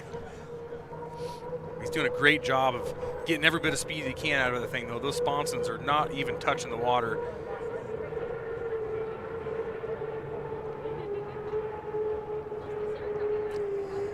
Yeah, it's like you can hear him pull his foot just a little bit out of it when he gets up there. Oh, I sure like the line through the corner this time, though. He really tightened it up. Yeah, he is making this race crash. Wow, man! He didn't touch the water for a long time. Holy smoke, Mike. He's making it as small of a race course as humanly possible. He did a great job, and that shows. Oh, my goodness, 159.325. 159.325. Nice job. J. Michael Kelly. And that was without touching the water from the exit pin to here. Holy cow. When we talk about, the N2 and on the lights, and you hear all the conversations going back and forth, in the cockpit, you have warning lights that are saying, hey, you're getting ready to overspeed the engine. There's a penalty if you go over for more than 3 seconds. So the drivers will see that they're on that light. The light will come on, and they have to take their foot out of the throttle for a second to keep it under that speed to make sure it's legal. So Mike's one of the best in the business to keep it under that speed, but the crew might need to change propellers, gearing, something to where he can keep his foot in it a little bit more. You give up acceleration, but you gain top end, and this is a top-end race course. Well, as Mike comes back to the dock there, those watching on the H1 Unlimited YouTube channel, right behind J. Michael Kelly, right behind him in the picture there, you see the U1, the black, gold, and white of BWR Racing. The boat is driven by Andrew Tate. It is U1. It is our defending national high points champion. And then behind him, you see the red, white, and blue of Miss Apollo and our 2026 APBA Gold Cup champion, crowned in Madison, Indiana, just 3 weeks ago in the Ohio River. And I think, Brad, we said that the U40 cleared the truck. I also got word the U11 cleared the truck. U11 cleared the truck, so there we go. That's a pretty stout-looking field right now.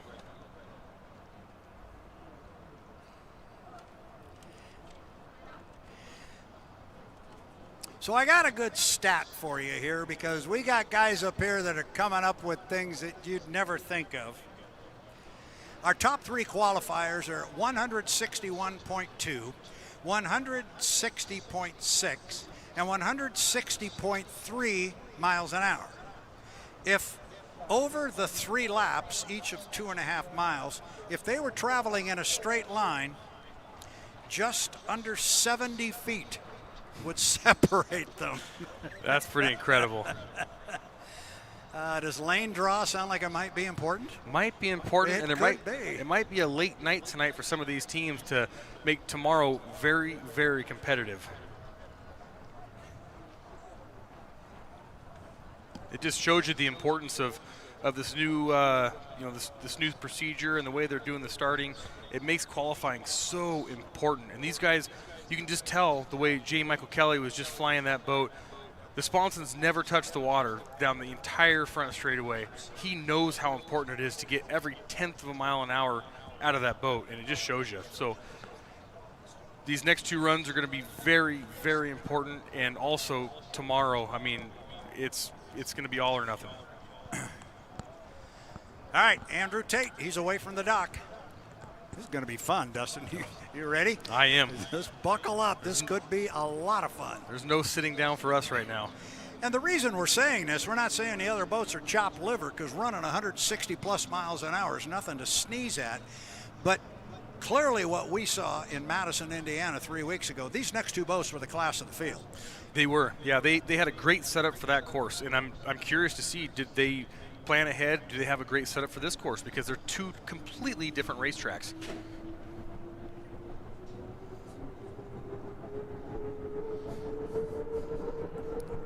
Oh, he's on it early. He is indeed. He is Andrew Tate. It's the U1 BWR Racing, our defending national high points champion.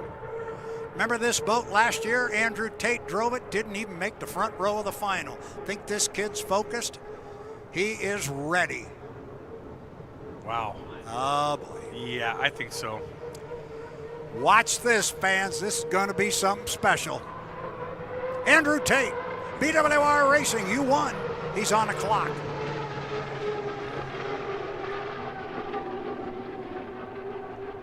Wow, what a boat ride. I mean, you cannot ask for a better boat ride right now. He sets up a little deep. He's going to hit the apex just perfect. Just kissing the buoys. Oh, jeez.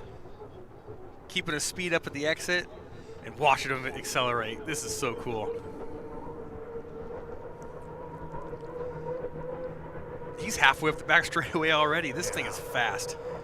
Those of you that are here on the river, just watch that boat versus the background on the other side of the river and just how fast he gobbles up shoreline. These are absolutely amazing machines. And this particular hull has been the state of the art for the last 4 or 5 years.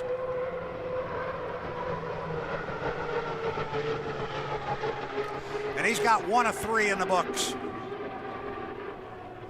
I am really anxious to see this. Top qualified 163.064 miles per hour. Holy Toledo. 163.064. You like that one? That is so impressive. He's doing such a great job. I mean, you figure he's doing over 3 Gs in the corner, and to keep it on the buoys like he's doing is absolutely incredible. Yeah, and this corner up here is tight, and he's bringing more speed here than he does down to the bottom end, and look at the tight line he'll bring. Oh, my goodness. This kid might know how to drive a boat yet. Holy cow. First lap, 163.064.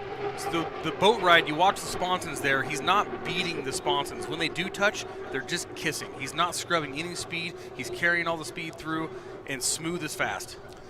He gave a little back on that one, 162.786, 162.786 miles per hour.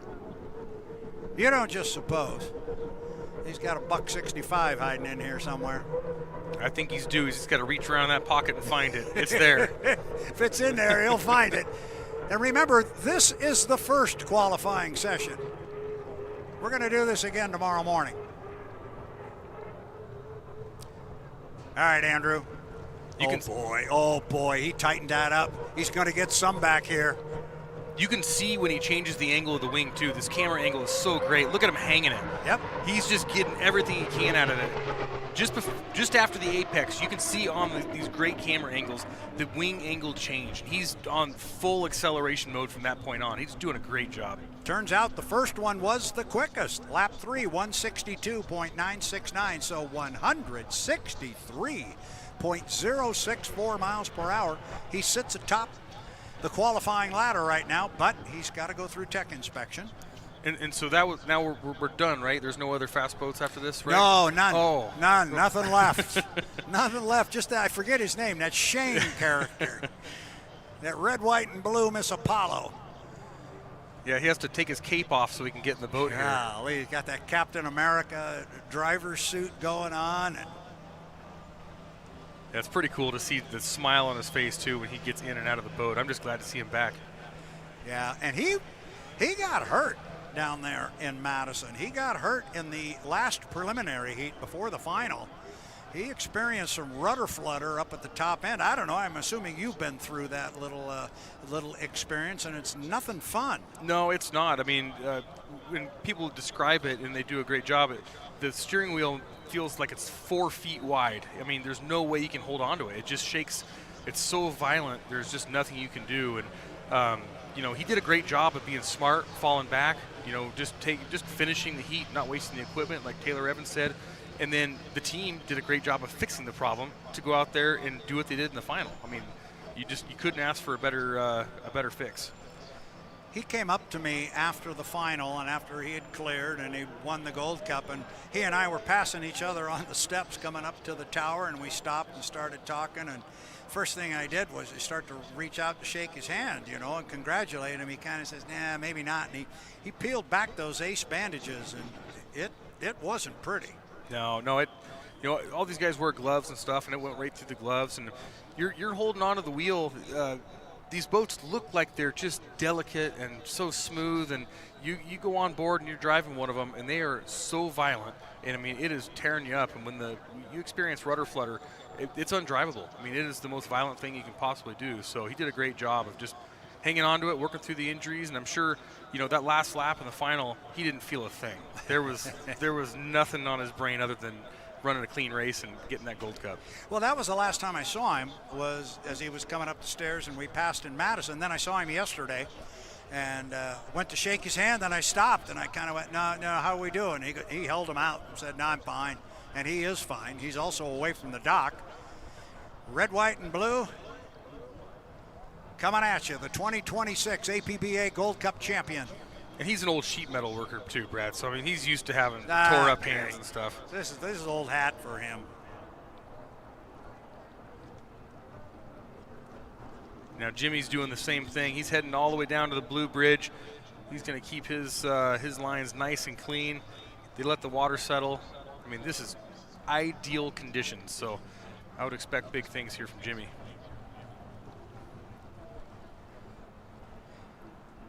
Looking back one more time on that run in Madison, Indiana, Jimmy Shane set a 2.5 mile, 5-lap, 12.5 mile heat record on the Ohio River, breaking a record that was held by Mark Tate from the Smokin' Joes in 1996.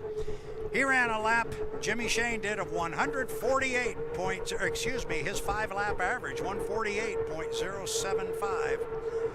Just 3 weeks ago was an Ohio River course record. And was that course record, Brad, was that unrestricted fuel? Was that back when they were still running unrestricted? That is correct.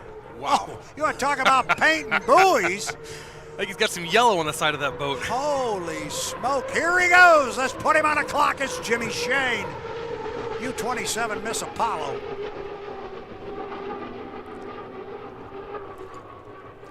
Yeah, just to finish on the record that he broke, it was 145.5 miles an hour. Mark Tate, Smokin' Joe's 1996.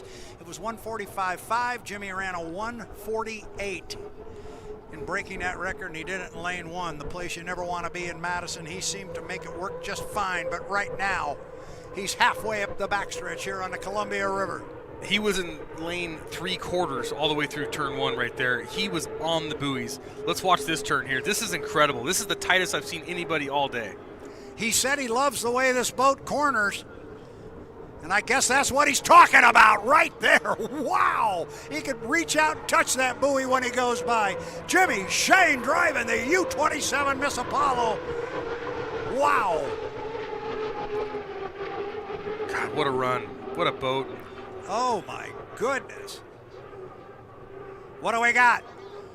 162.972. Tate's at 1630. So he's a tick under his teammate Andrew Tate. We've got Andrew Tate's reaction down on the dock right now. Let's go to Danny Rogers real quick.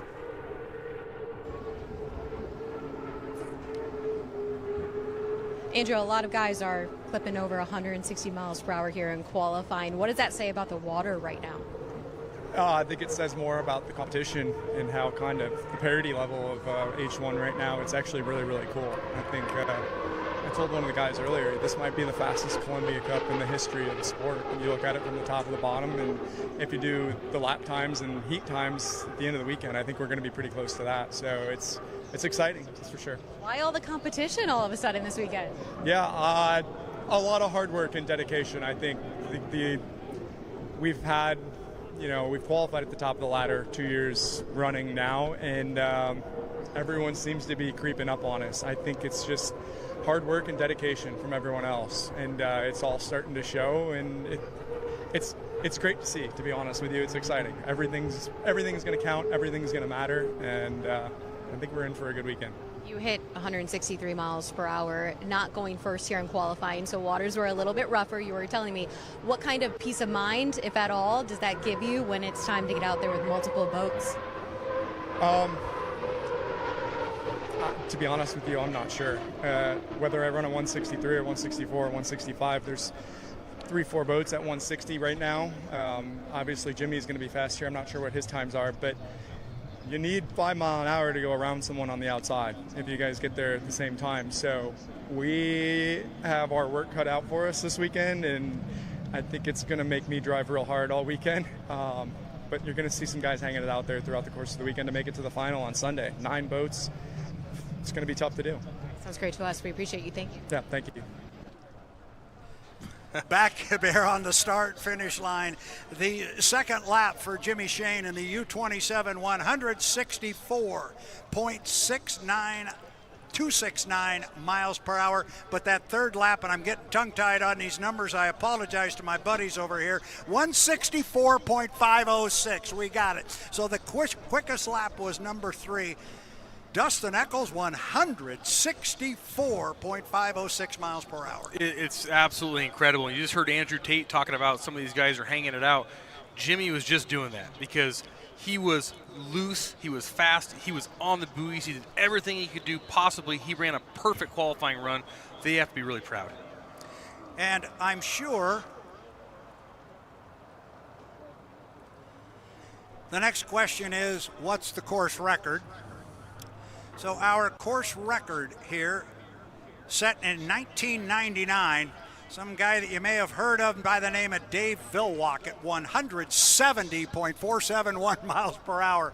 That was set back in 1999 on a 2.5-mile race course in the Tri-Cities. Of course, Dave holds the 2.5-mile all-time qualifying lap record of 173.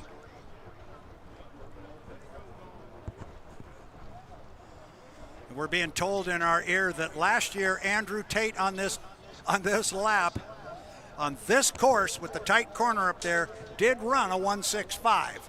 So, translation of all this is pretty good field. Yeah, it's I'm incredible. having a personal conversation with my buddies over here. And I'm not taking anything away from what the 11 and the 40 and everybody did, because what they've accomplished is fantastic. But it just shows you how fast this field is. And going back to that, the speed that you said Dave did earlier, that's absolutely incredible. And if I'm not mistaken, that was also unrestricted fuel. So it was. These boats right now are under restriction. They are doing an awful lot with not a lot of fuel. So it's really, really impressive. It speaks to the technology of what we are seeing. But wait, there's more. We just saw a picture of the pit area here. Our fans that are watching on the H1 Unlimited YouTube channel are seeing a lot of boats in the water. We're going to go racing here. And we are being told that our Danny Rogers has Jimmy Shane at dockside. Let's hear what Jimmy had to say. Danny?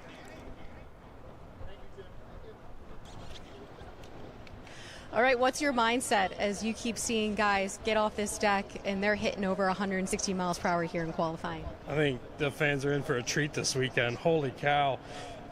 We knew the level and quality competition was going to be elevated after Madison, and I think the H1 product's showing it today. So many boats are right in that range, and with this new starting format, it's really going to throw everything for a loop that people have known in the past. And I'm really looking forward for the fans to see how fast all the qualifying heats are going to be. As a driver, we all have to run hard now.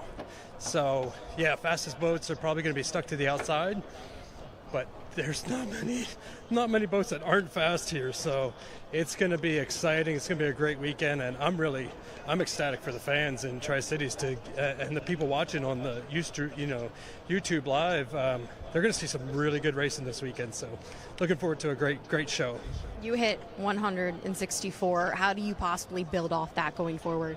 I mean, we're definitely still working on the boat, so it's a good start. A good start for the Apollo boat for the qualifying weekend. I think we're going to have another qualifying session tomorrow morning. That might shake everything up too. Temperature really affects these engines and the boats. We lose horsepower as the temperature goes up.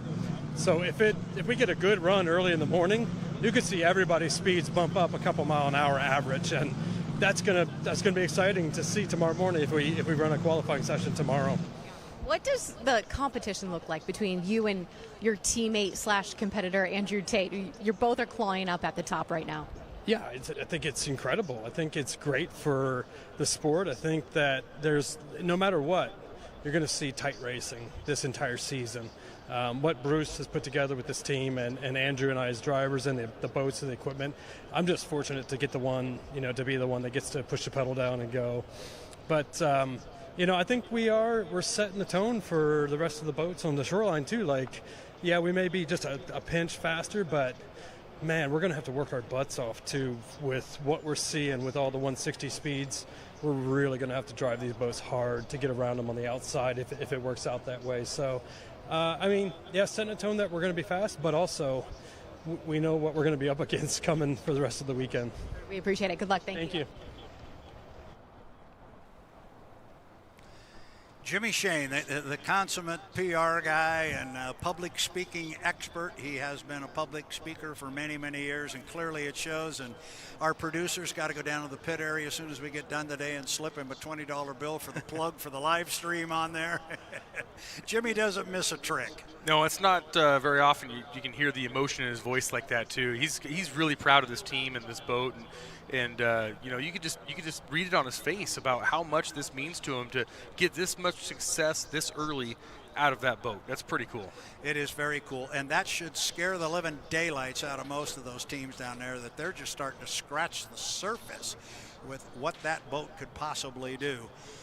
But we'll get to that tomorrow morning again, because we're getting ready to go racing here, and we are going to step away for one moment. We're going to step away for about 3 or 4 minutes. We're going to be back with racing on the Columbia River. It is the 2026 Apollo Columbia Cup. I'm Brad Luce for Dustin Eccles and Danny Rogers down in the pit area. We'll be back shortly, and we're going to go racing with our 2.5, I believe it's stocks, are coming out first. We'll be racing on the Columbia. Stay with us. I'm Jimmy Shane, and you're watching H1 Unlimited on YouTube.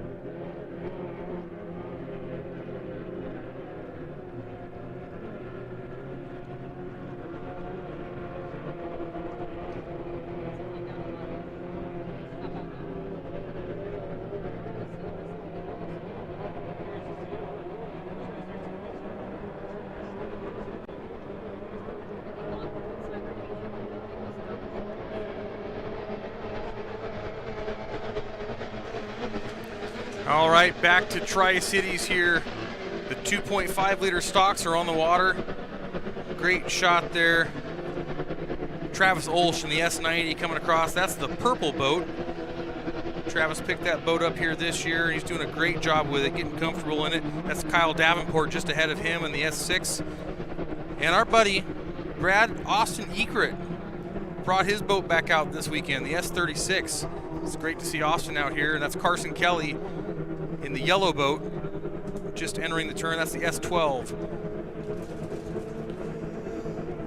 Inside 2:40 until the start. It's a clock start. We're going to go 3 times around. And once again, Dustin, all you and I have to do is go to a commercial break. And within 2 minutes, we have boats back out on the water. You were down grabbing us a couple bottles of water. And we're ready to go again. Yeah, we've got it figured out. If the fans want action on the water, we just walk away for a second, and then we have to come running back. But I don't think we're complaining. There's Katie Brown, Kip Brown's daughter, coming up on just over 2 minutes. This is a fight for lanes class. So there's no lanes established right now. The drivers are all watching their clocks. They have spotters on the beach that are counting down. And if you notice, we're going to go to a view of Carson Kelly. He's got a great spotter helping him out. He's going to be already parked down there fighting for his lane. And he is on the back straightaway right now. I didn't even have to look at the race course because I already knew that he was going to be parked up there early.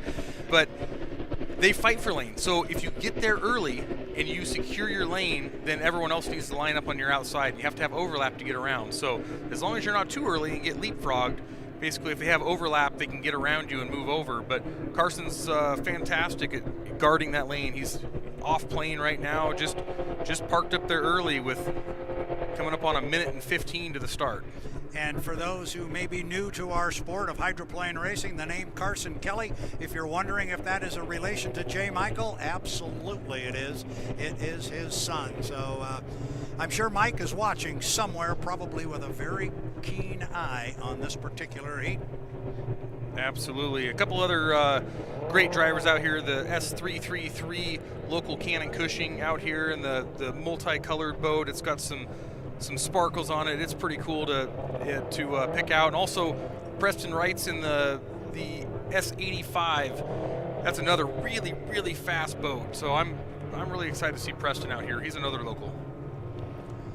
Coming up on 30 seconds to the start. We're going to go 3 times around. It's a clock start, as you see up in the upper right corner. Those of you watching on the H1 Unlimited YouTube channel, those here on the shore, counting 1, 2, 3, 4, 5, 6, 7 boats are going to come off the corner. Carson was able to get himself in lane 1, Dustin. Now he's just got to put it on the line when the clock strikes 0. We're at 10 seconds, counting down.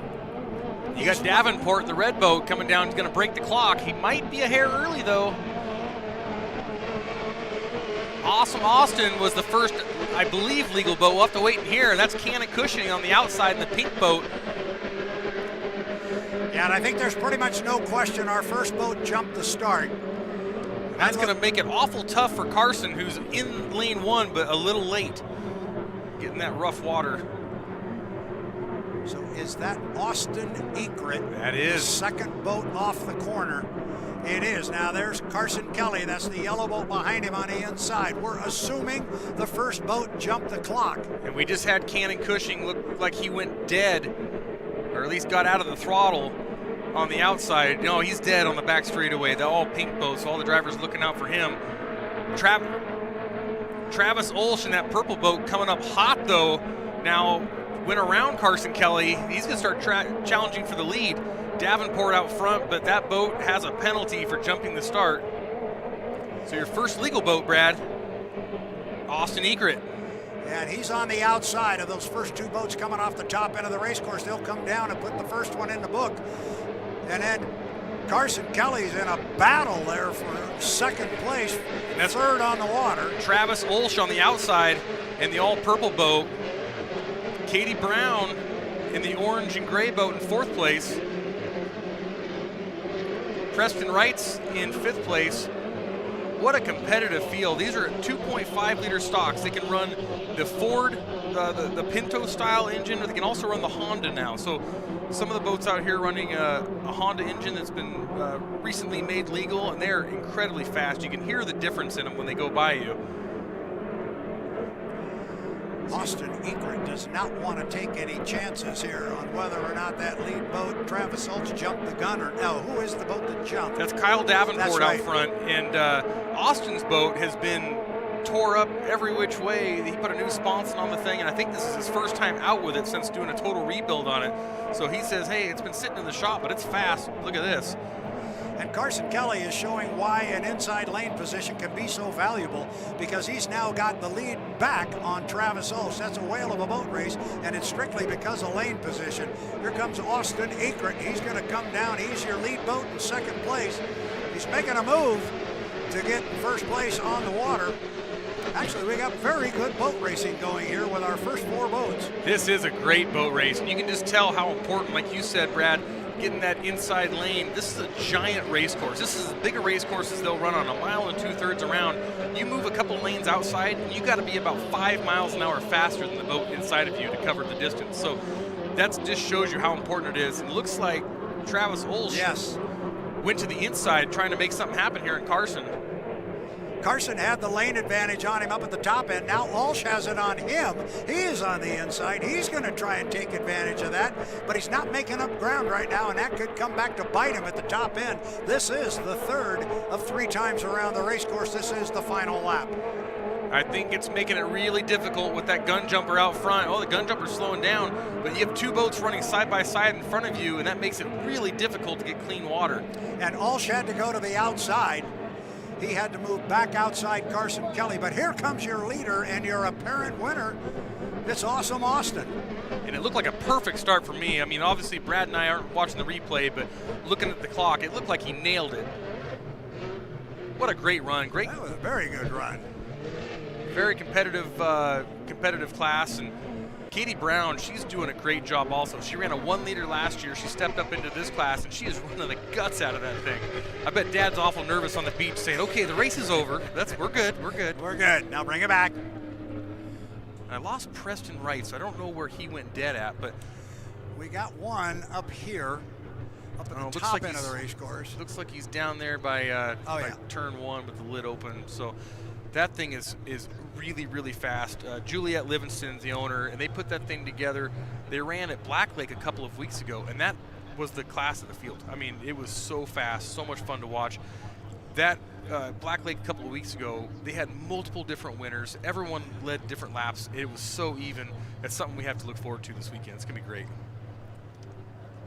We also have another class coming up. I believe the 350s are next, but later after that, we're going to see the modified version of what you just saw on the water. And so in the modified version, they can run different cylinder heads, they can run different fuel, you can run alcohol, injection, all sorts of crazy stuff. So really a couple of cool classes to watch here for the smaller boats. And then the E350s coming up here shortly.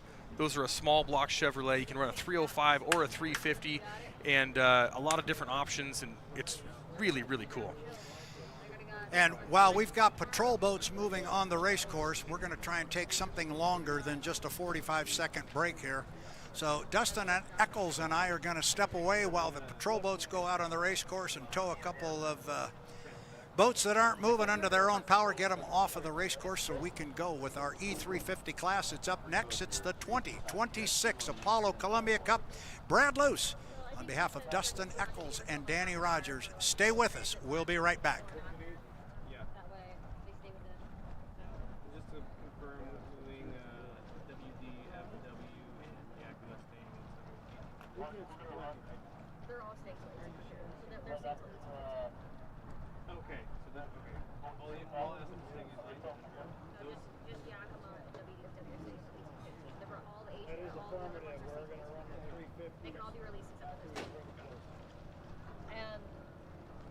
Have to come in and release the SBT, and so will Yakima, because they're both coming. But I'll be back. I mean, I'll pop up here and say these, honestly. I just would like to release my hair. Copy that.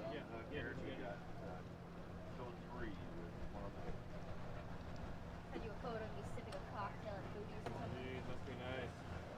Copy.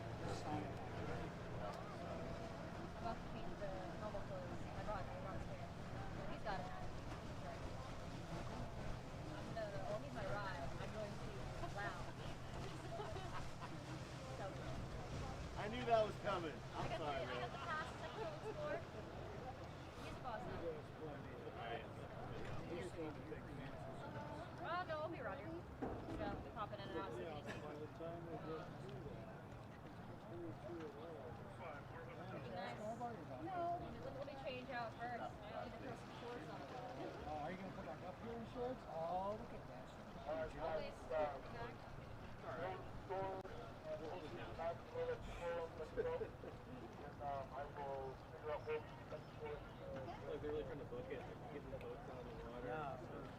What does that map take? How does that map take? Up there. We're going that way. We're not supposed to say. That's it. And they looked at it. Half the day yesterday. The lake is on the bottom floor. First line. So bad. Yeah. They got it all the way up to 6.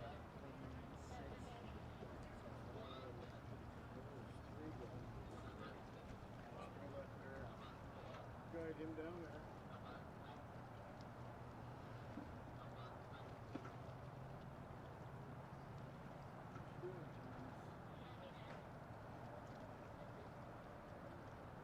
Step the boat down to Madison.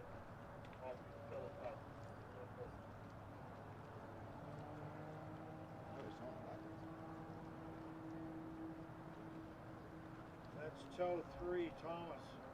Right out you. Going out there outside the course.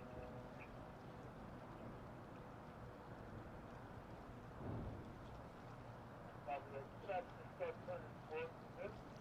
There, don't let it all the way to the other boat. See you tomorrow. Tow 5, you want to back it down. It's not a race between you two.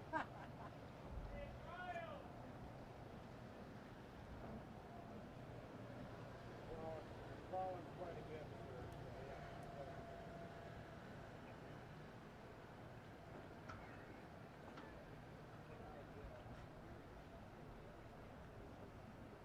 You don't want to get up there.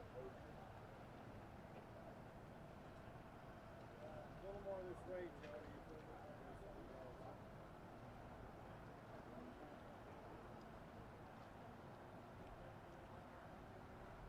Just looking out your one.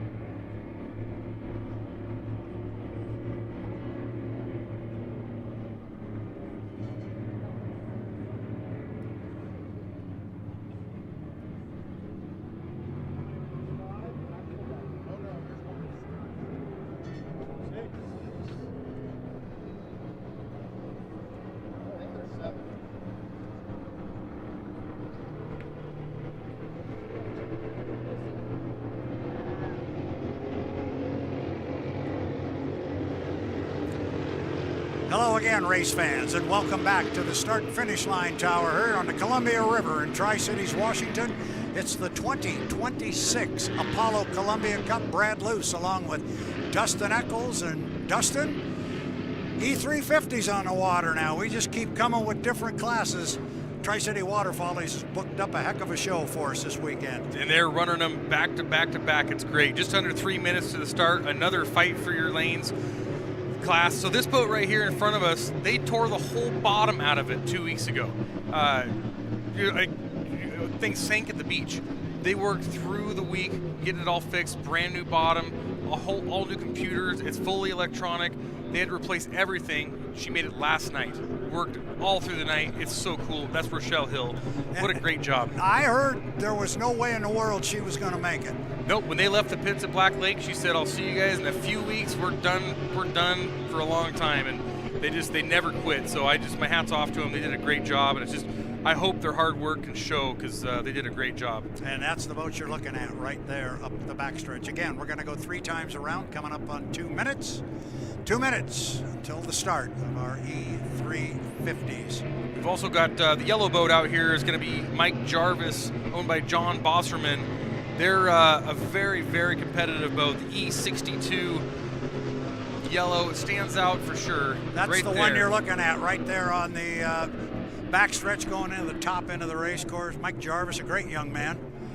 He's been a winner here in Tri-Cities before, so he knows what victory tastes like and looks like here as he comes up behind and just to the inside of Rochelle Hill. Another story in this class is Bill Strain driving the E226 owned by John Rifle.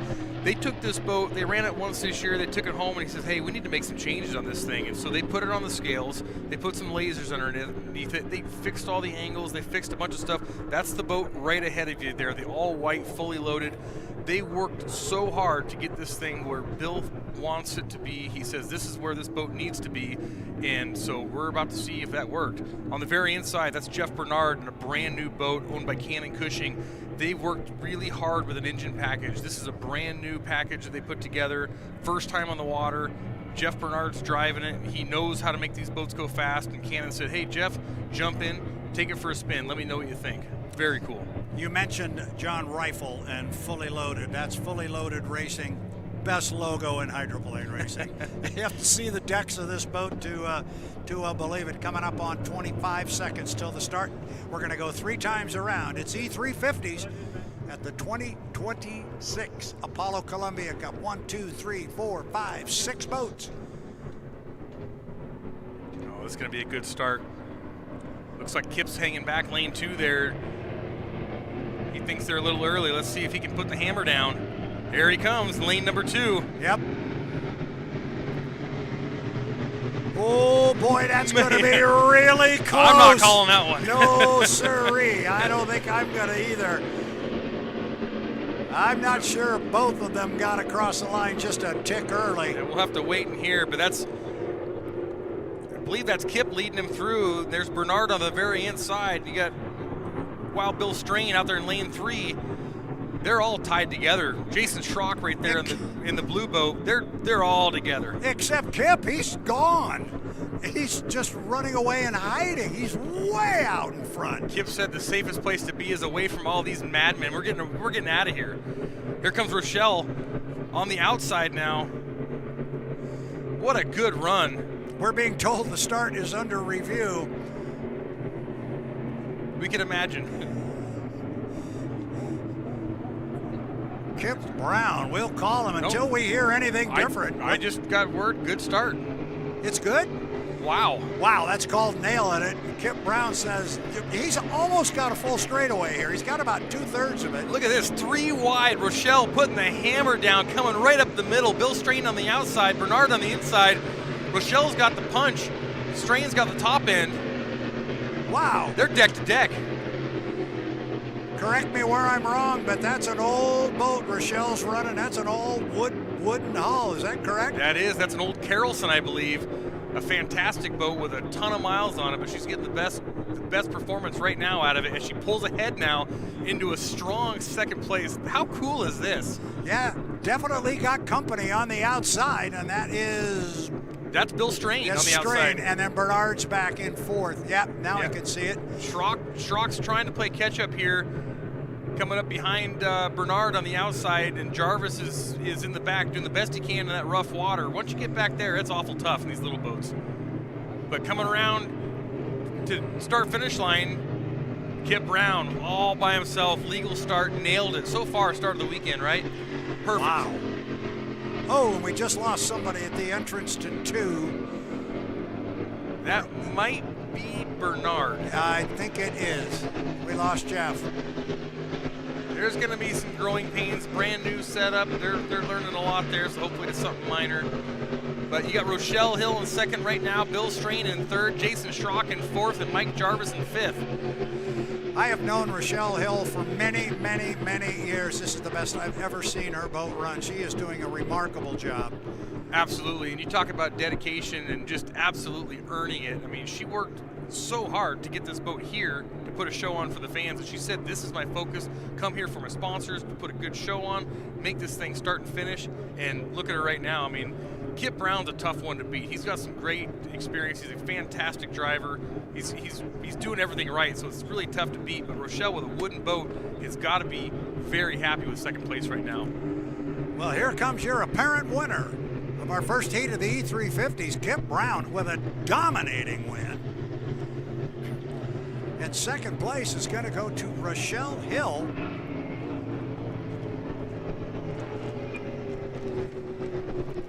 Yeah, what a good run. Third place, Bill Strain, Fully Loaded Racing will come across.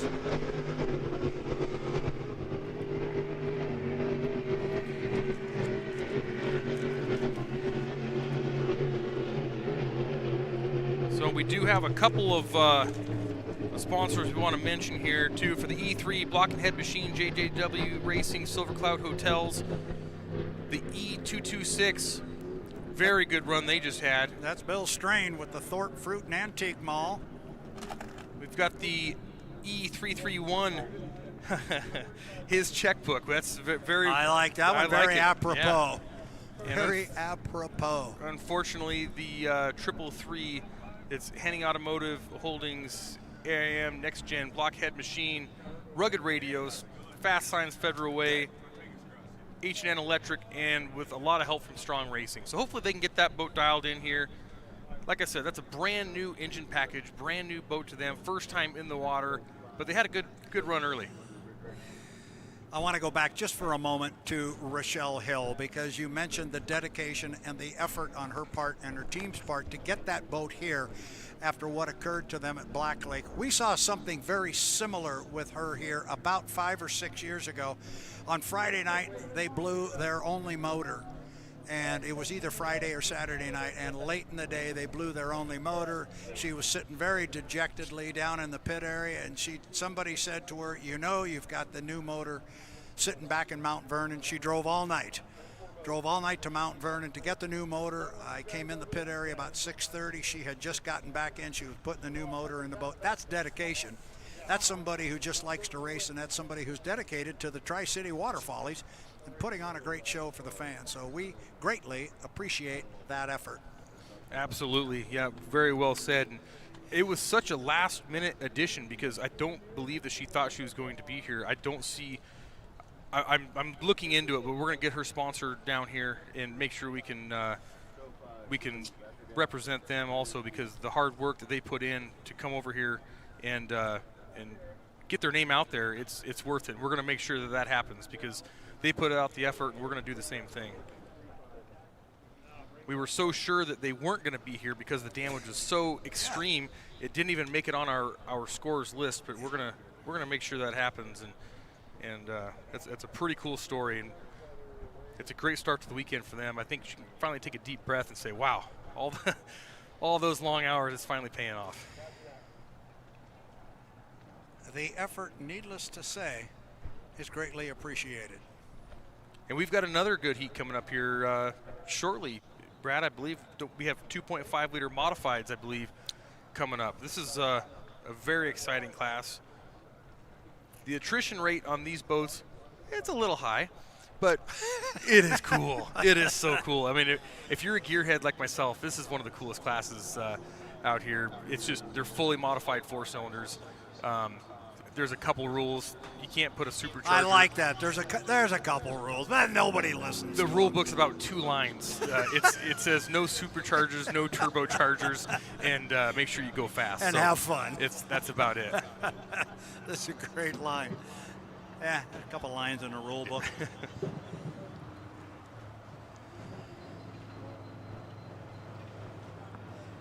And for our fans on the shoreline and watching at home on the H1 Unlimited YouTube channel, we've still got Grand Prix racing coming up. We've got Grand Prix America Heat 1A and Heat 1B still to come. So still lots of racing here to go on the Columbia River at the 2026 Apollo Columbia Cup. Brad Luce along with Dustin Eccles here on the start-finish line tower. Danny Rogers been doing a great job down in the pit area. We got boats away from the dock, I think. We do indeed.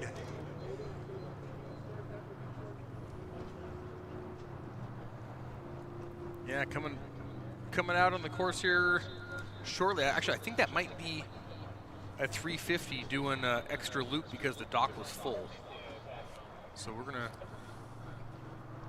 keep an eye out there.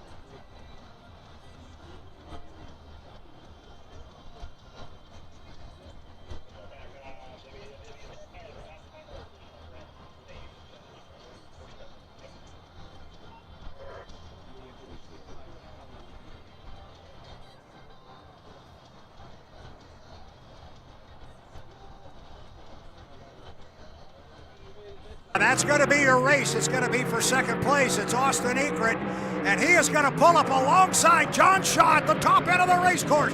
They're going to be dead even, I think, when they come off the corner. Justin, that's where the race is. That's it. Yeah, John Shaw goes a little pushes Austin outside. Greg backing out of it a little bit. Not sure if he's got a mechanical problem, but Austin Ekert's going to try to capitalize on it. He passes Shaw on the outside. Wow, that thing's on a rail. Here he comes. Here he comes. Yeah, I don't know what's happening with Greg Hopp, but here goes Awesome Austin, and he's going to go right by Greg Hopp on the outside, and all of a sudden the GP17, the Miss Runne, is got the lead, and he's opening up water. Holy cow. Yeah, Greg definitely having some issues, but Austin's going to just take over the lead with authority. He's got 2 rooster tails already, and he started a good 15 seconds back at the start. Wow. And he's showing me a lot of speed. That thing is running the best I've seen it run in an awful long time. It's impressive. He controls the race course right now. The other question I have, what happened to John Shaw? I mean, this whole thing was a weird one from the start. Shaw's starting to come on now, but wow. We'll have to find out what happened here in this heat.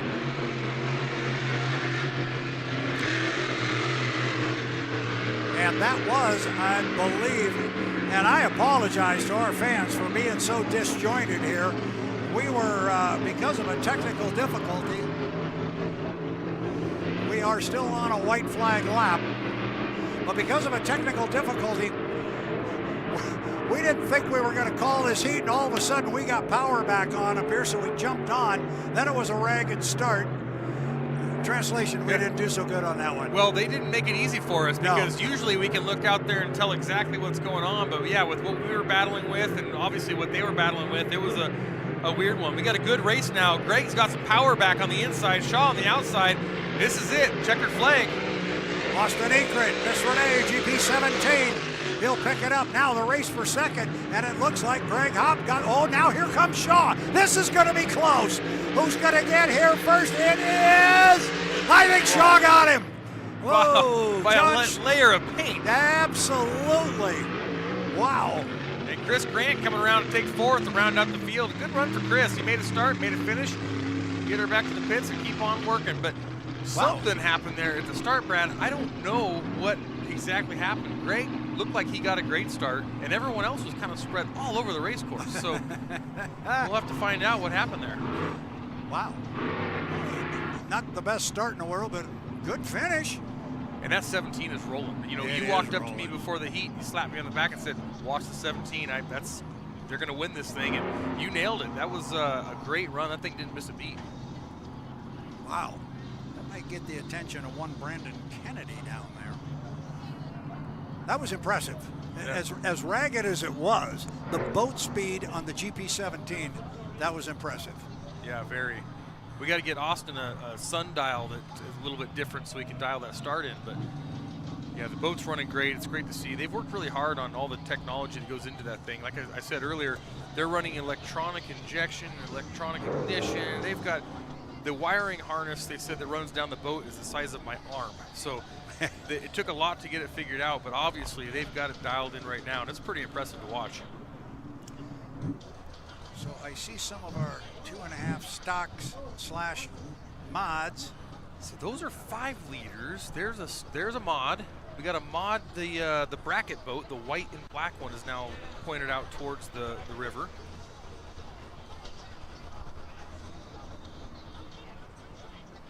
Can't see the other dock. There might be some other ones further down on the other dock, but right now I just see one that's pointed out towards the race course. That looks like Jason Schrock to me, probably still in the water from the 5-liter heat, and I believe this is the Bill Strain's 5-liter. There we got one coming in on the crane right now. The crane guys are busy. That's Justin Burnett on the crane right now.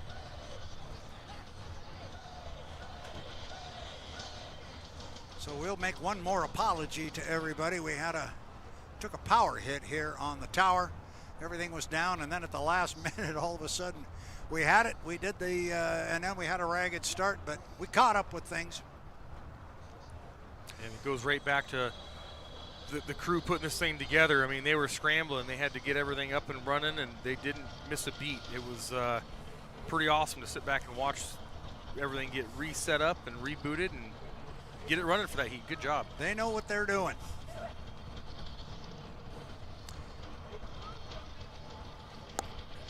I'm kind of wondering if they're gonna.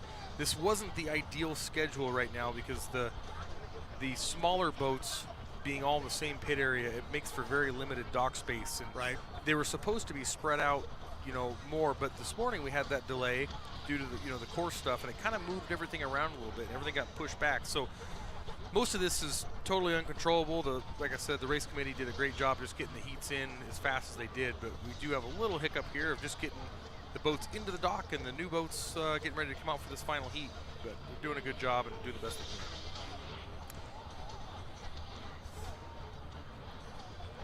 They're double parking the GPs as we speak. I see the GP 17 going to throw the bumpers out and pull up next to John Shaw. So, and it looks like Greg Hopp's just going to park it behind. He doesn't even have a dock spot.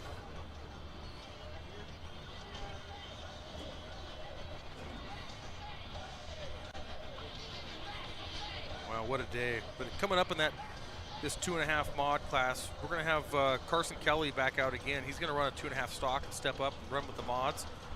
You've got Travis Olsch going to do the exact same thing in that purple boat, the S90. You got Marissa Bartels and Marina Bartels. They've got a real 2.5 mod. The A11 is going to come out. That is an alcohol injected S-Slinger engine. It's basically a Ford base engine, and they pack a lot of horsepower in there. You got Justin Burnett, I believe he's running a Honda in his, and Jacob Malden also running a Honda. Jacob's on alcohol in that Honda, and that thing, you are going to hear the difference. That thing runs over 9,000 RPMs out here. It has a total different sound to it, and it is so cool. I love it. One of my favorite mod boats out here. Juliet Livingston and Preston Wrights, they're going to step up from the stock class, and then you've got Jamie Brackett and Brady Brackett. Brady, the driver, he's a local racer here in the A33. That's a black and white boat. Very impressive to watch, and a lot of fun. A pretty exciting class. Well, I'm ready. You and me both. You got me all psyched up for this thing. We're trying to get the traffic jam cleared up down there in the pits. Yeah, we see everybody just scrambling and working as hard as they possibly can. And all it takes is one of us to go down and say, hey, come on, what's the holdup? And they look at You might get wet. Yeah, I think I'm just going to sit up here with you. I think that's a good idea. Yeah, I think there's going to be a lot of unlimited teams staying late tonight, doing a little work on their boats, just trying to get that little bit of speed they can. You stand back and look at the leaderboard right now in all the classes. There's just so much parity. It really is. If you can get a little bit overnight and just make a small change, make it, whether you can make it faster or not, but if you can make it more drivable to where, we saw how important it is for these drivers to keep it on the buoy line. You gain a tenth of a second here, a tenth of a second there, and all of a sudden you're a mile an hour faster than the guy next to you. So, and you and I, on the way back from Madison, we ended up stopping by the Indianapolis Motor Speedway, and I went out there and I said, Brad, this is crazy. Look how big this racetrack is. This is insane. This is the same size that we run on the big course and the Unlimiteds. And you said, well, kind of. And you brought up a great point. You were telling me, and correct me if I'm wrong, but our 2.5 mile course is measured off the tops of the buoys. Basically, the perfect line all the way around. The boats obviously can't run on the tops of the buoys. We have to run just outside of them. So we're running on a slightly bigger course, and that slows our speed down. But that's a good example of just you move out a few feet, and all of a sudden those lap times go down further. The Indy cars, they run in the groove, and that's where that 2.5 mile is measured from. That's correct. Is the groove. So that just shows you how important it is to stay as tight as you can and not run any extra real estate out here. Yeah, because every time we give a lap speed, we understate the actual average speed because they're running further than 2.5 miles, because 2.5 miles is right on top of the buoys, and unless you're picking off each one of the buoys, which the officials kind of frown on, and there's usually some guy at the dock waiting to see your checkbook when you get out of the boat. Yeah, we run bigger than 2.5 miles just because of the way we measure it. As opposed to an Indy, where when they run a 2.5 mile lap, they actually run a 2.5 mile lap. So We're still not going as fast as they do at Indy, but we understate our average speeds. And the point you're making, which is spot on as well, how it changes. If you're going to drive around somebody on the outside, how much faster you have to go to make up for the extra distance you're going to travel. Yeah, it's going to be an interesting day tomorrow for the lane choice, the lane positions, the setup on the gears and all the stuff. There's going to be a lot of there's going to be some late nights and some meetings to figure out what they're going to do here to get that extra speed to get around the person on the inside. It all boils down to the start too. You know, if you get a late start and you're a second back behind everybody, you just made that much harder to get around the boat on your inside. Yeah, you did indeed. And another thing about what they're going to be doing this evening, as you're bringing it up here, rightfully so, we were supposed to have our second session of qualifying this afternoon, and then we would have had our lane selection done tonight. So the teams would have been able to be getting their boats set up for tomorrow's first heat of racing tonight. Now they're just getting it set up for our second qualifying session. And then after they do that, we'll figure out our lanes, and then they can go figure out what package they want to put in the boat, given the lane they want to run in. Yeah, you know, another thing that it might be reading into it a little bit too far, but it's very rare to get all of the teams to agree on moving a qualification round later, because usually they'll say, well, we're ready, so we don't want to move it later. Right. The fact that everybody came on and said, yeah, we can use a little extra time. Yeah, they all have something up their sleeve. They all have some ideas, something they want to do. And how cool is that? We have so much to look forward to tomorrow, and it's gonna be pretty darn exciting. Yeah, I think you don't want to miss tomorrow. I think it's going to be a good show, and of course, we're sitting here and we're pumping it up, of course, because that's what we do. But we're also fans, just like everybody here up and down the beach. You and I are just fans of boat racing. Absolutely. And if we come up and do this and talk on this, we get a great look at the race course. We get a pit pass and a parking pass, and life's good. You said it best when you said, "Hey, you want to come do this?" And I said, well, I don't know how to do it. And he said, we're just going to sit up there and talk boat racing. That's what we're going to do. We're just going to come up here and talk boats. And you're doing a fine job of it, young man, I might say. We're looking we're getting better here. Crisp and clean down there for those of you watching on the live stream. We've got, what do we got? 5 boats pointed out right now. That's looking better and better. Looking pretty good. If there's anybody down on the lower dock, and I don't know. I think the 12, I believe, is, because they're down with the strong boats. That's Carson Kelly. Okay. So he might be down, pointed the right direction also. I see most of the boats ready to go, so we're getting pretty close. The Bartels, I believe, are also a little bit further down the pit area, down with the BWR group. They are a BWR boat.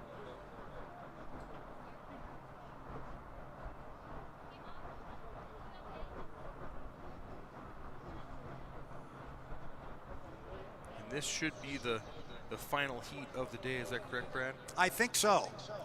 I think it is.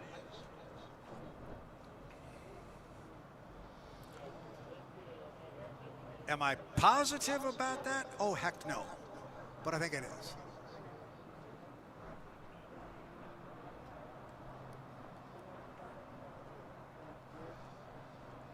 I haven't seen any lids go down quite yet, but I don't think we're too far off right now. I see all the crew holding the boat poles getting antsy and starting to fidget around a little bit, so that must mean that we're getting close. Once they start fidgeting. Usually with about 1 minute to the 5, you'll start seeing the lids close and everybody get ready, start their clocks. They put a clock on the dashboard so they can see what the official clock looks like. Sometimes it's a little hard to see when you're out on the race course.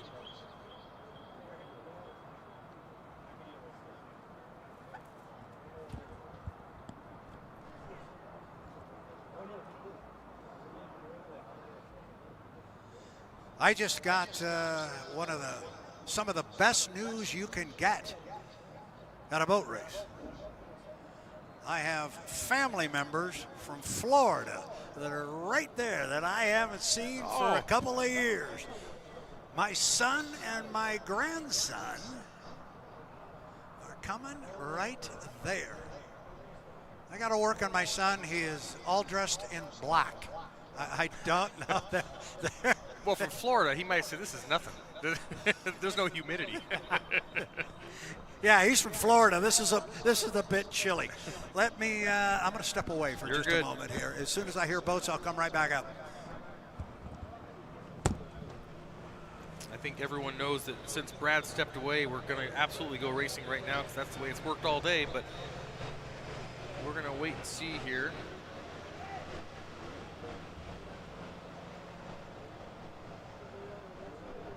Again, this is a great class to watch. The fully modified 2.5 liter modifieds. Some of these are running on alcohol, and you can start seeing the lids go down now. We're getting close. Some of them are stock boats stepping up to run with the faster modified boats, but it's not uncommon for these modified boats to break and a stock boat to actually come out with the win. So a lot can happen here. The boats on the far right of the screen, that's Jacob Malden and Brady Brackett, both fully modified boats. Preston Wright's in the purple, with the purple on the deck there, that's a stock boat stepping up. Justin Burnett in the orange and white, that is a modified, fully modified Honda. And you've got the S90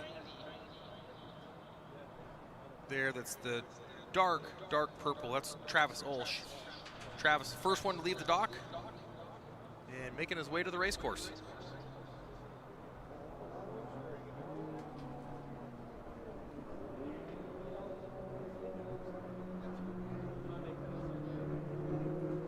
That's a great drone shot here showing all the boats getting onto the race course. Pretty small boats, and this is a great big 1 2/3 course. They've got a long ways to get out there to actually get on the race course, so they're going to head out there with a full head of steam.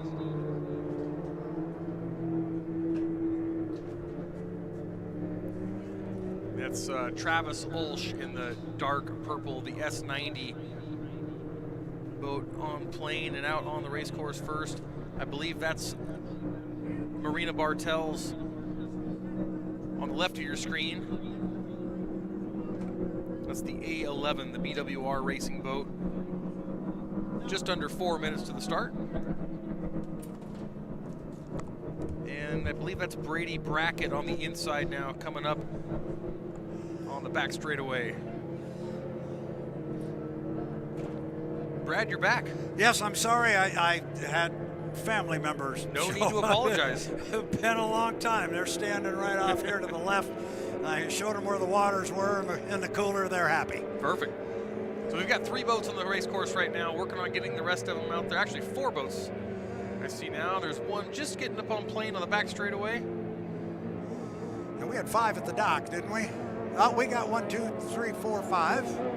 I think we're missing Carson Kelly. We got somebody.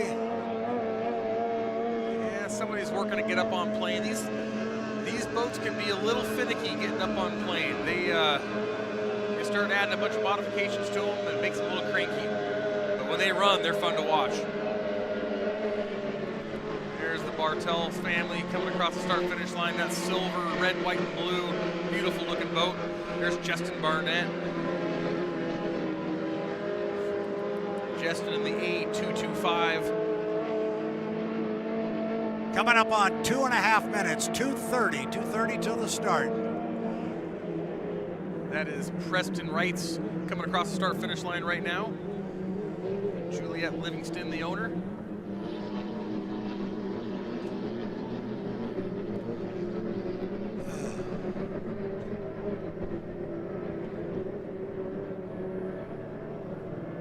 Just over 2 minutes here.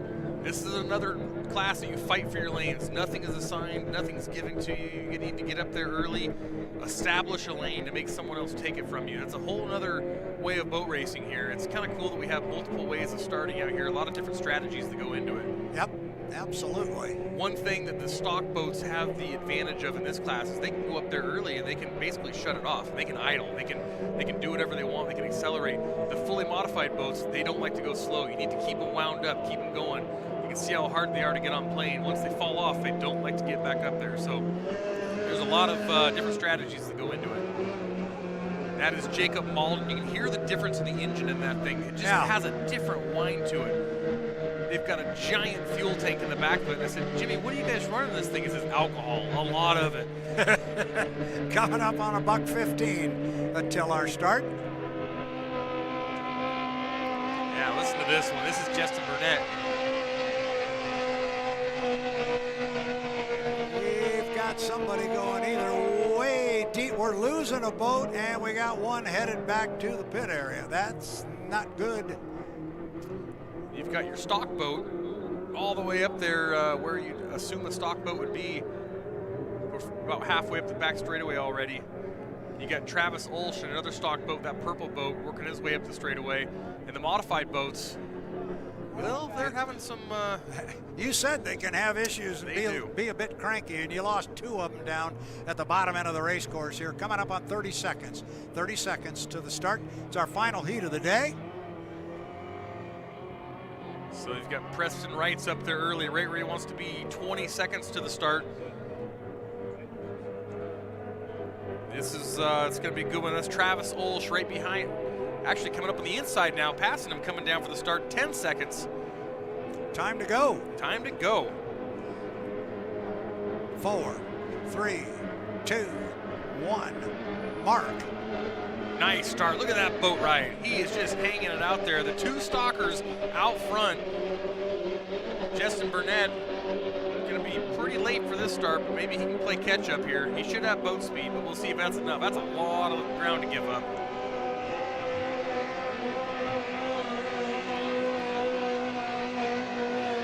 Travis. Dustin, I'm going to let you finish this heat. I got to step away for 1 moment.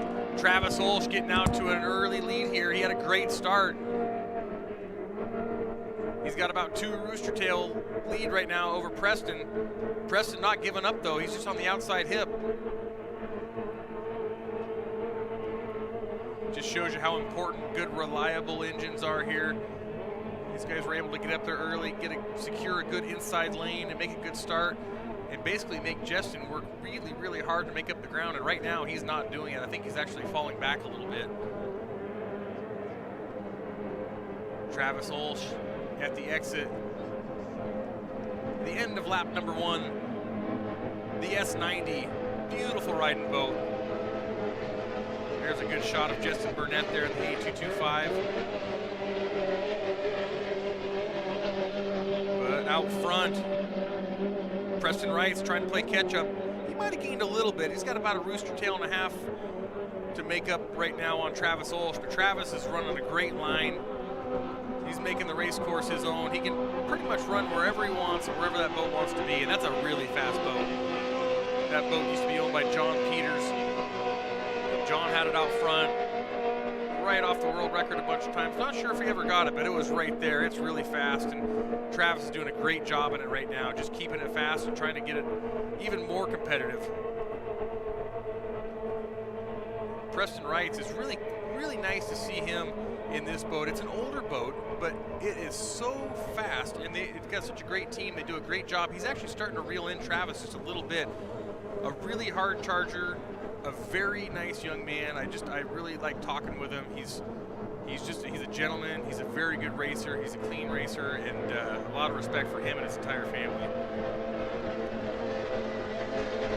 So out front, these stalkers are showing the mod boats how it's done. The mod boats have either broken down, went back to the pits, or our 3rd place boat is a half a lap behind, and he's struggling. And these stalkers are just out front running away. Here comes Preston on the outside. That was it. Preston's just gonna fall back in there behind Travis and see what he can do here.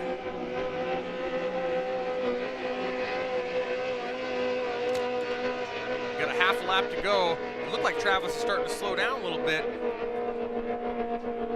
Preston's within a rooster tail right now.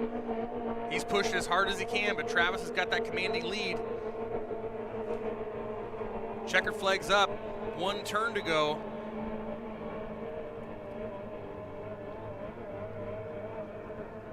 What a great run for the Olsch family. Travis, a great driver, races multiple different classes, including flat bottoms.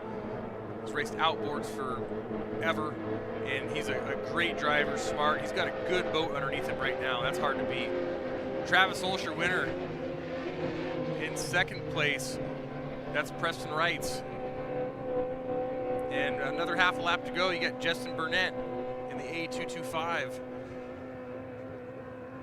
Justin had a big engine failure a couple weeks ago at Black Lake and pretty much lost every part you could possibly break. I think he broke an intake valve, and it tore everything apart. He put another engine in, and they're able to make it out here. Now he's got to start over on just trying to get some boat speed out of this thing. But great to see him start and finish, and a great job. Well done.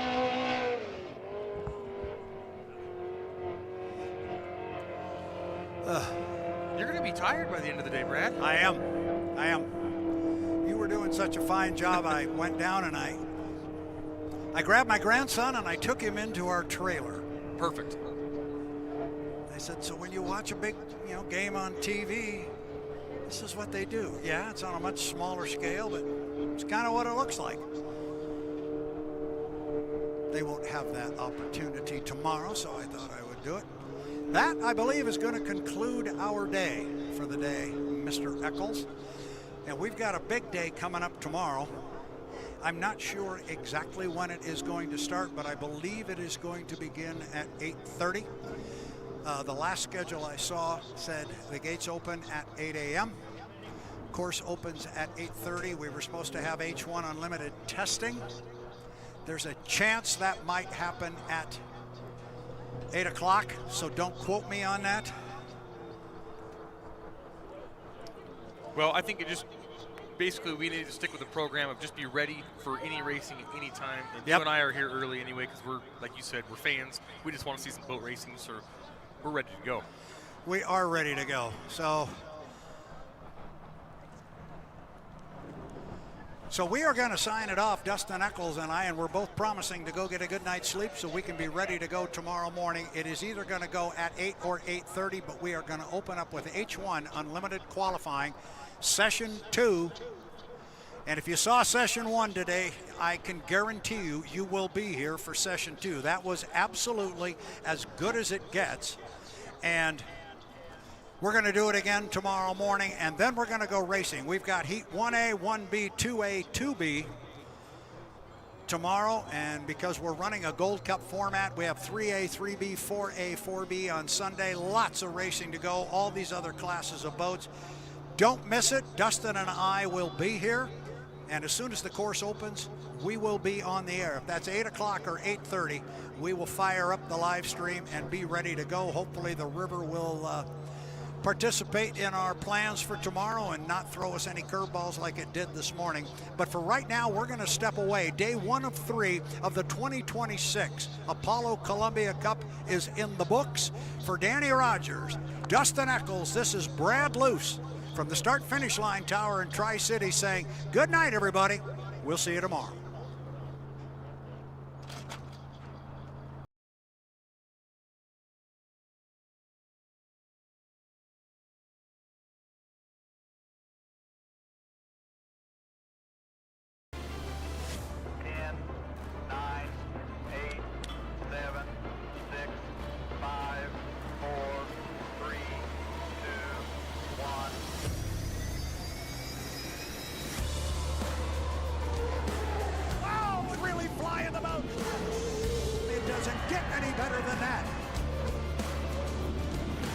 Side by side!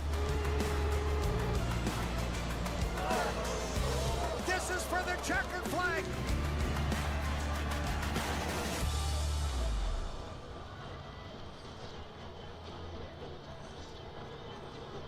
Hi, I'm Andrew Tate, and you're watching H1 Unlimited on YouTube.